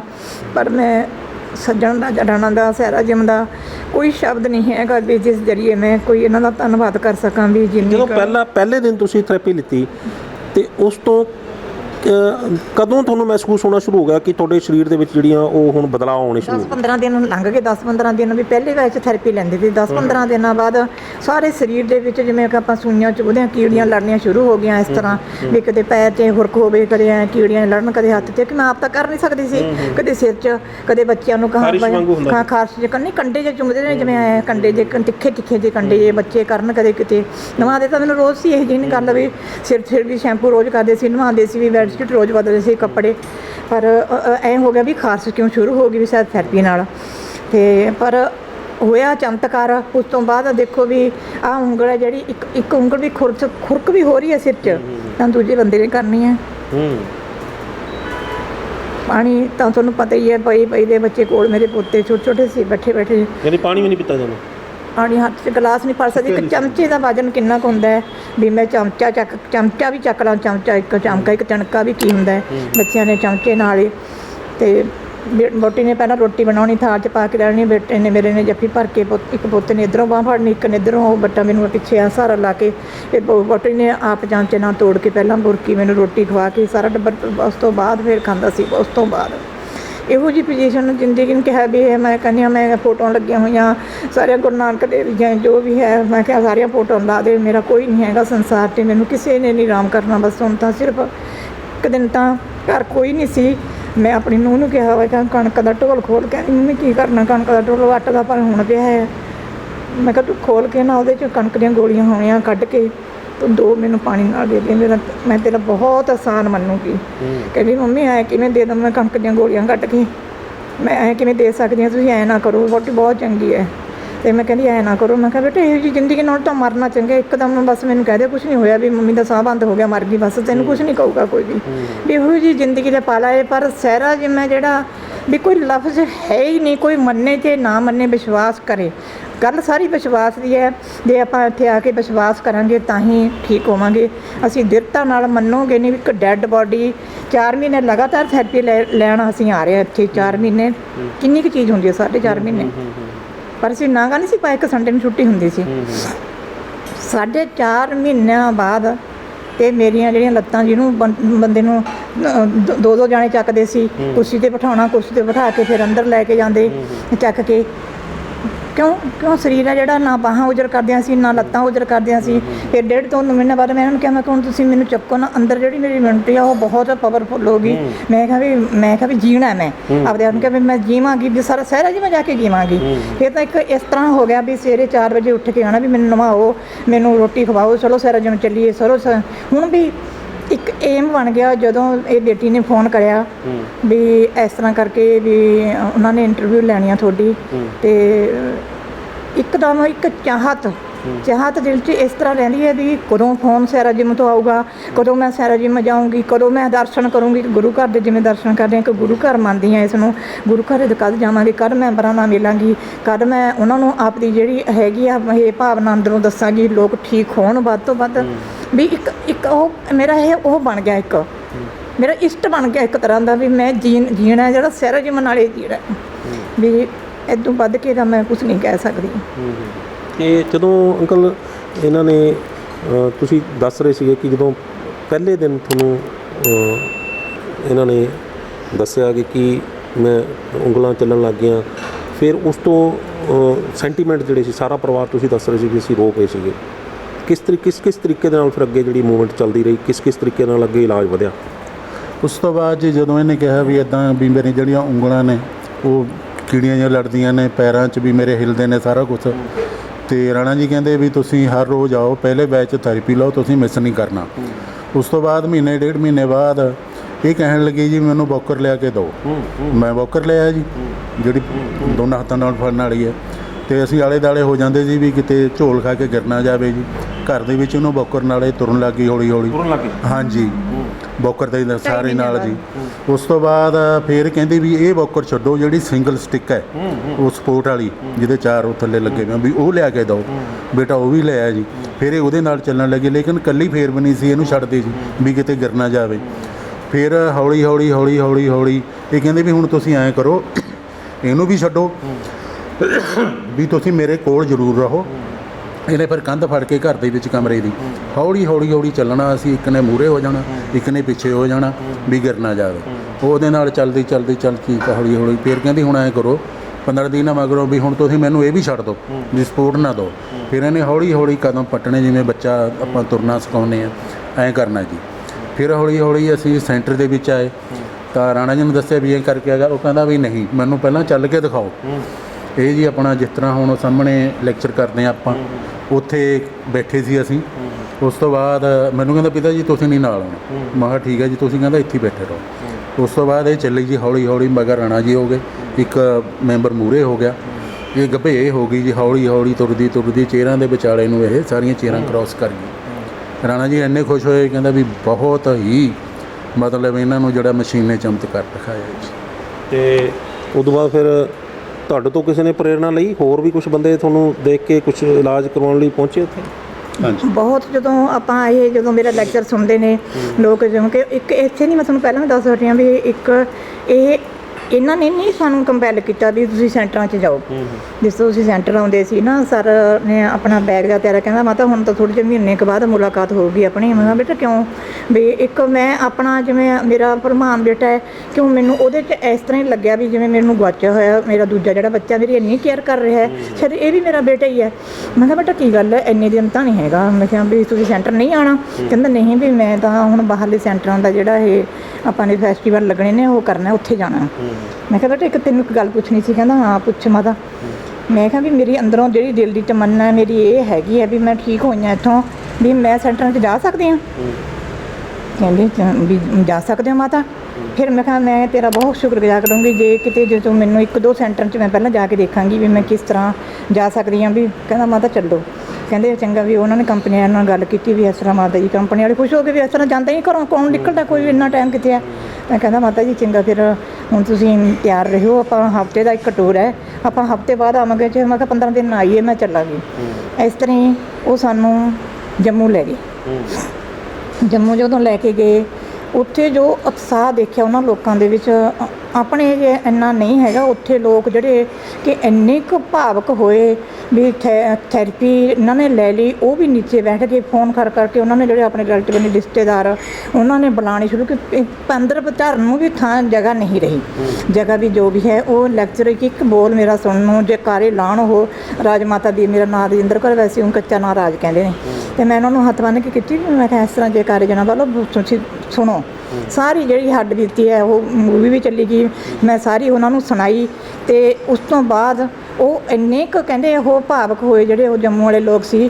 ਕਹਿੰਦੇ ਵੀ ਜਦੋਂ ਇਹ ਐਡੀ ਡੈੱਡ ਬੋਡੀ ਹੈ ਜਿਹੜੀ ਇੱਕ ਦਿਨ ਚੱਕ ਕੇ ਬੰਦੇ ਲੈ ਕੇ ਆ ਰਹੇ ਨੇ, ਇੱਕ ਠੀਕ ਹੋ ਸਕਦੀ ਹੈ। ਸਾਨੂੰ ਤਾਂ ਨੋਰਮਲ ਬਿਮਾਰੀਆਂ ਨੇ, ਕਿਸੇ ਨੂੰ ਛੋਟੀਆਂ ਪ੍ਰੋਬਲਮ ਨੇ, ਵੀ ਅਸੀਂ ਨਹੀਂ। ਉਹ ਸਟੇਜ 'ਤੇ ਆ ਕੇ ਮੇਰੇ ਹੱਥੋਂ ਹੀ 11 ਮਸ਼ੀਨਾਂ, ਮੈਂ ਕਹਿੰਦੇ ਤੁਸੀਂ ਇਹ ਤੁਹਾਡੇ ਮਾਤਾ ਜੀ ਦੇ ਹੱਥੋਂ ਕਰਾਉਣੀਆਂ ਨੇ, 11 ਮਸ਼ੀਨਾਂ ਮੇਰੇ ਹੱਥੋਂ ਹੀ ਕਹਿੰਦੇ ਅਸੀਂ ਬੁੱਕ ਕਰਵਾਉਣੀਆਂ ਨੇ। ਅਤੇ ਮੈਂ ਕਿਹਾ ਵੀ ਸੁਜਨ ਰਾਣਾ ਜੀ ਖੜ੍ਹੇ ਨੇ, ਇਹਨਾਂ ਦੇ ਹੱਥੋਂ ਬੁੱਕ ਕਰਾਓ। ਕਹਿੰਦੇ ਨਹੀਂ, ਇਹ ਤਾਂ ਰੋਜ਼ ਹੀ ਕਰਦੇ ਨੇ, ਤੁਸੀਂ ਮਸਾਂ ਪਤਾ ਨਹੀਂ ਕਿਵੇਂ ਆਏ ਹੋ ਸਾਡੇ ਜੰਮੂ 'ਚ, ਤੁਸੀਂ ਕਰਕੇ ਜਾਓ। ਵੀ ਇਸ ਤਰ੍ਹਾਂ ਉਹਨਾਂ 'ਚ ਬਹੁਤ ਉਤਸ਼ਾਹ। ਮੈਂ ਹਰ ਇੱਕ ਸੈਂਟਰ 'ਚ ਗਈ, ਬਹੁਤ ਪਿਆਰ ਮਿਲਿਆ ਵੀ ਮਾਤਾ ਜੀ ਇੰਨਾ ਟਾਈਮ ਕੱਢ ਕੇ। ਸਗੋਂ ਹਾਸੇ ਦੀ ਵੀ ਗੱਲ ਹੈ, ਇੱਕ ਵਾਰੀ ਅਸੀਂ ਉੱਥੇ ਕਿੱਥੇ ਗਏ ਸੀ, ਅਬੋਹਰ। ਅਬੋਹਰ ਸੈਂਟਰ ਸੀ। ਬਹੁਤ ਤੁਹਾਨੂੰ ਪਤਾ ਵੀ ਲੋਕ ਥੋੜ੍ਹੇ ਜਿਹੇ ਬੈਕਵਰਡ ਜਾ ਰਹੀ ਹੈ, ਉਹ ਘੱਗਰੀਆਂ ਜਾਣੇ, ਉਹ ਕਿਤੇ ਬੋਲੀ ਵੀ ਨਹੀਂ ਸਮਝ ਆਉਂਦੀ। ਅਤੇ ਇਸ ਤਰ੍ਹਾਂ ਇਹ ਨਾਲੇ ਸੀ, ਇਹਨਾਂ ਨੇ ਨਾਲੇ ਜਾਣਾ ਸੀ, ਹੋਰ ਕੌਣ ਜਾਂਦਾ। ਅਤੇ ਆ ਕੇ ਉਹ ਇੱਕ ਲੇਡੀ ਆ ਕੇ ਮੈਨੂੰ ਕਹਿੰਦੀ, ਇਹ ਛੋਰੀ ਕਹਾਂ ਇੱਕ ਬਾਤ ਕਹੂੰ? ਮੈਂ ਕਿਹਾ ਵੀ ਹਾਂ ਮਾਤਾ ਦੱਸੋ। ਕਹਿੰਦੀ ਤੁਹਾਨੂੰ ਉਹ ਲੱਗ ਰਹੀ, ਇਹ ਤਾਂ ਉਹੀ ਹੈ। ਕਹਿੰਦੀ ਵੀ ਕਿਉਂ? ਕਾਫੀ ਸਾਲਾਂ ਬਾਅਦ ਗਏ ਨਾ, 3-4 ਸਾਲਾਂ ਬਾਅਦ। ਵੀ ਮੇਰੇ ਤਾਂ ਬਿਲਕੁਲ ਫਿਰ ਤਾਂ ਐਨ ਨੋਰਮਲ ਜਿਵੇਂ ਆਮ ਕੁੜੀਆਂ ਹੀ ਫਿਰ ਰਹੀਆਂ ਇਸ ਤਰ੍ਹਾਂ। ਕਹਿੰਦੀ ਵੀ ਤੂੰ ਤਾਂ ਕਿੱਥੇ, ਕਿਉਂ? ਮੇਰਾ 1 ਕੁਆਂਟਲ 20 ਕਿਲੋ ਤਾਂ ਵੇਟ ਹੋ ਗਿਆ ਸੀ।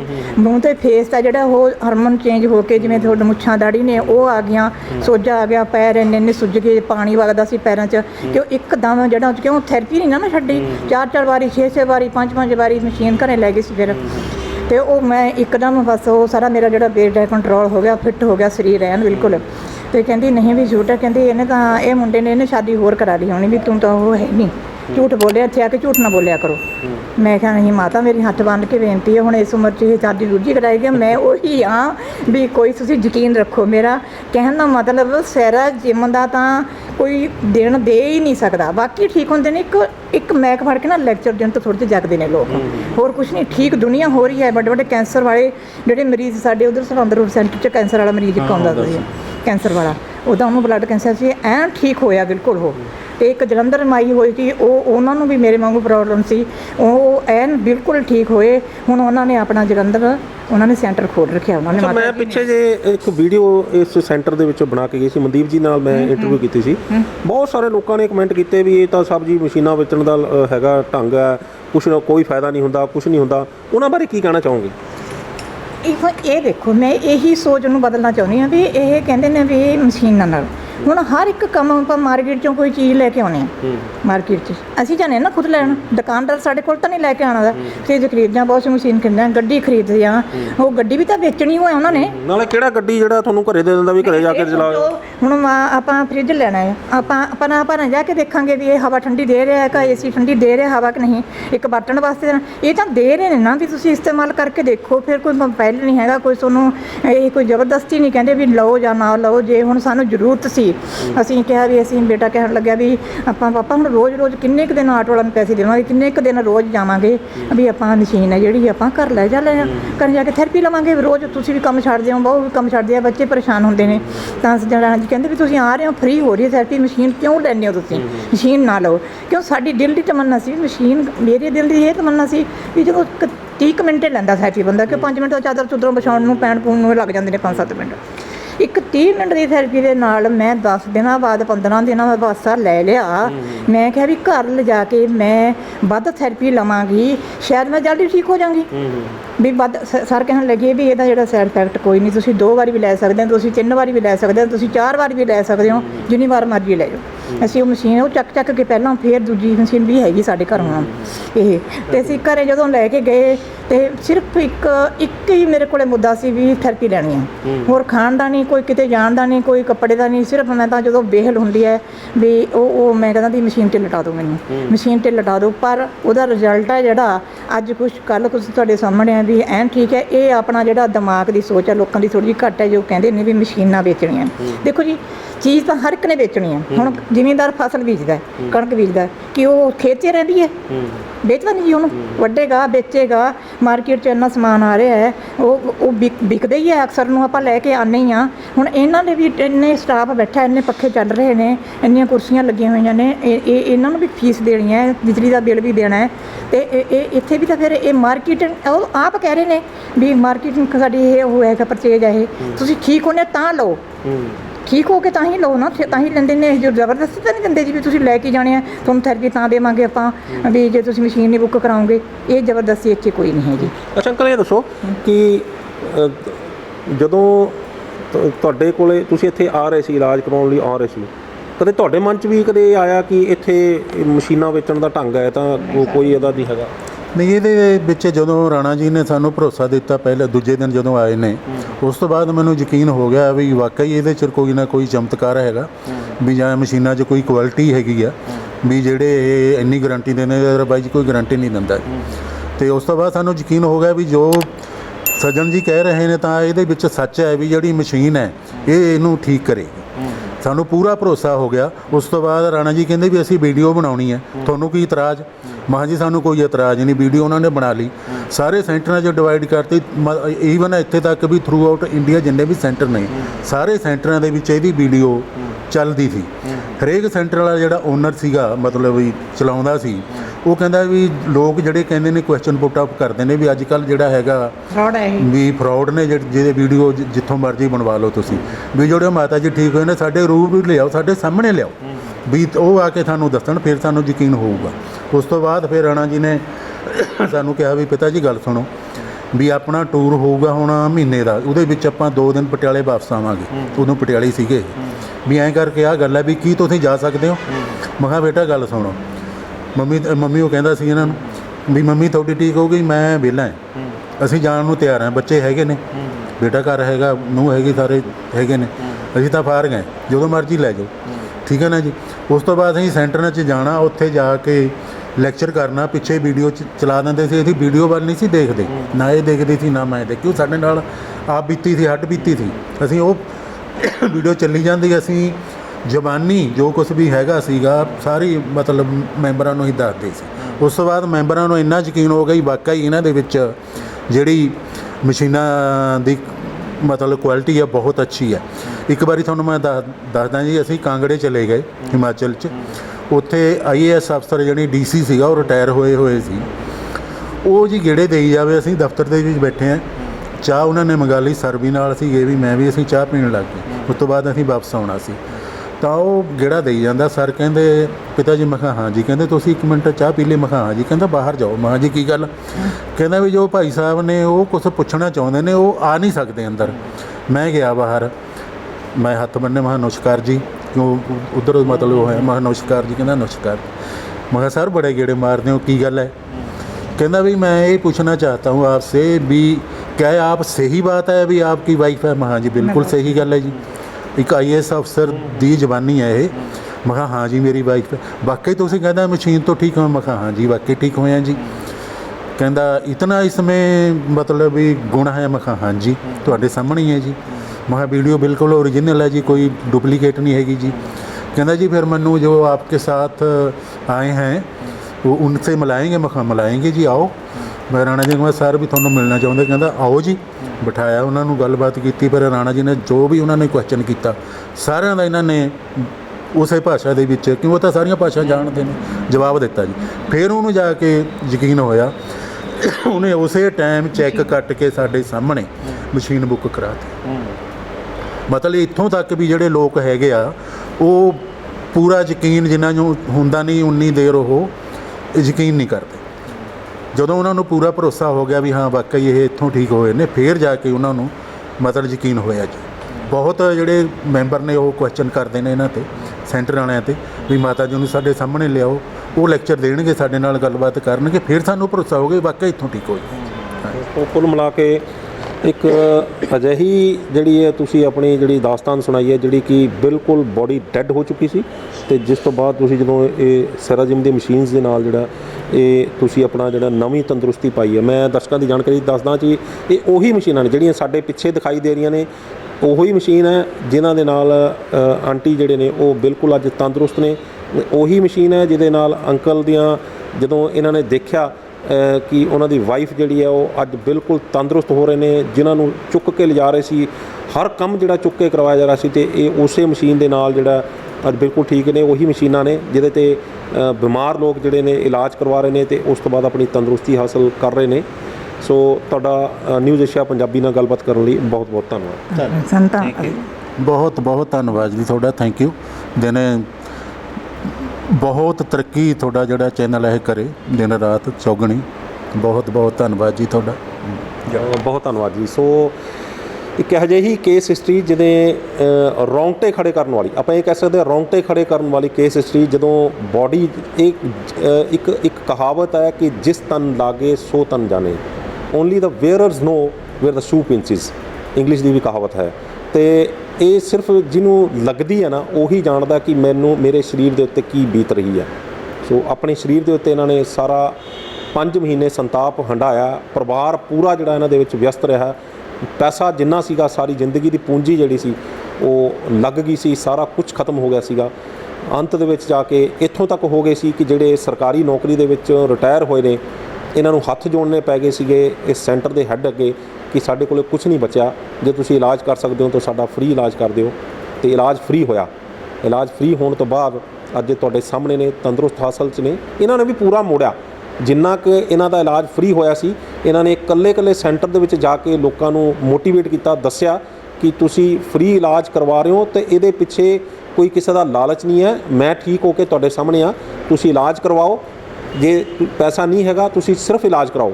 ਮਸ਼ੀਨ ਜਿਹੜਾ ਠੀਕ ਹੁੰਦਾ, ਜੇ ਉਹਨੂੰ ਲੱਗਦਾ ਕਿ ਮਸ਼ੀਨ ਘਰ ਲਿਜਾਣੀ ਹੈ ਤਾਂ ਲੈ ਜਾਵੇ, ਨਹੀਂ ਤਾਂ ਉਹ ਆਪਣਾ ਸਿਰਫ ਇਲਾਜ ਕਰਾਵੇ। ਜਿੰਨੀ ਦੇਰ ਮਰਜ਼ੀ ਆਉਣਾ ਚਾਹੁੰਦਾ ਉਹ ਆ ਕੇ ਆਪਣਾ ਇਲਾਜ ਕਰਵਾ ਸਕਦਾ। ਸੋ ਤੁਹਾਨੂੰ ਇੱਕ ਹਾਂਜੀ ਇਹਦੇ ਸਾਰੇ ਇਹ ਹੈਗਾ ਵੀ ਇੱਥੇ ਜਿਹੜਾ ਸੈਰਾਜਿਮ ਦੇ ਸੈਂਟਰ ਨੇ ਜਿੰਨੇ ਵੀ ਆਪਣੇ ਇੰਡੀਆ ਦੇ ਵਿੱਚ ਹੈਗੇ, ਕਿਸੇ ਵੀ ਸੈਂਟਰ ਦੇ ਵਿੱਚ ਕੋਈ ਵੀ ਪੈਸਾ ਨਹੀਂ ਲੱਗਦਾ ਜੀ ਇਲਾਜ ਵਾਸਤੇ। ਸਾਰਾ ਜਿਹੜੀ ਫ੍ਰੀ ਥੈਰੇਪੀ ਹੈ ਜੀ ਇਹਨਾਂ ਦਾ ਕੋਈ ਕੰਪੈਲ ਨਹੀਂ ਹੈ ਕਰਦੇ ਮਸ਼ੀਨਾਂ ਲਾਓ। ਤੁਸੀਂ ਜਿਹੜੇ ਰੋਜ਼ ਆਉਂਦੇ, ਅਸੀਂ ਰੋਜ਼ ਨਹੀਂ ਤੁਹਾਨੂੰ ਥੈਰੇਪੀ ਦਿੰਦੇ, ਚਾਹੇ ਤੁਸੀਂ ਸਾਲ 2 ਸਾਲ ਜਿੰਨੀ ਦੇਰ ਤੁਹਾਡੀ ਮਰਜ਼ੀ ਆ ਕੇ ਫ੍ਰੀ ਥੈਰੇਪੀ ਲਓ। ਇਹਨਾਂ ਦਾ ਕੋਈ ਚਾਰਜਿੰਗ ਨਹੀਂ, ਕਾਰਡ ਵੀ ਫ੍ਰੀ ਬਣਾ ਕੇ ਦਿੰਦੇ ਨੇ ਜੀ, ਤੁਹਾਡੇ ਕੋਲੋਂ ਕੋਈ ਚਾਰਜਿੰਗ ਨਹੀਂ, ਫ੍ਰੀ ਇਲਾਜ ਹੈ ਜੀ ਸਾਰਾ ਇਹਨਾਂ ਦਾ। ਸੋ ਬਹੁਤ ਧੰਨਵਾਦ ਜੀ।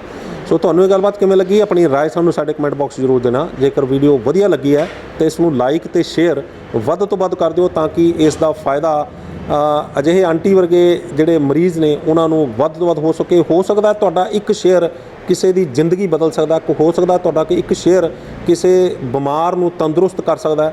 ਸੋ ਉਮੀਦ ਹੈ ਕਿ ਤੁਸੀਂ ਇਸ ਵੀਡੀਓ ਨੂੰ ਵੱਧ ਤੋਂ ਵੱਧ ਸ਼ੇਅਰ ਕਰੋਗੇ।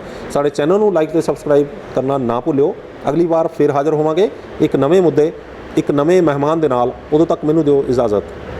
ਧੰਨਵਾਦ।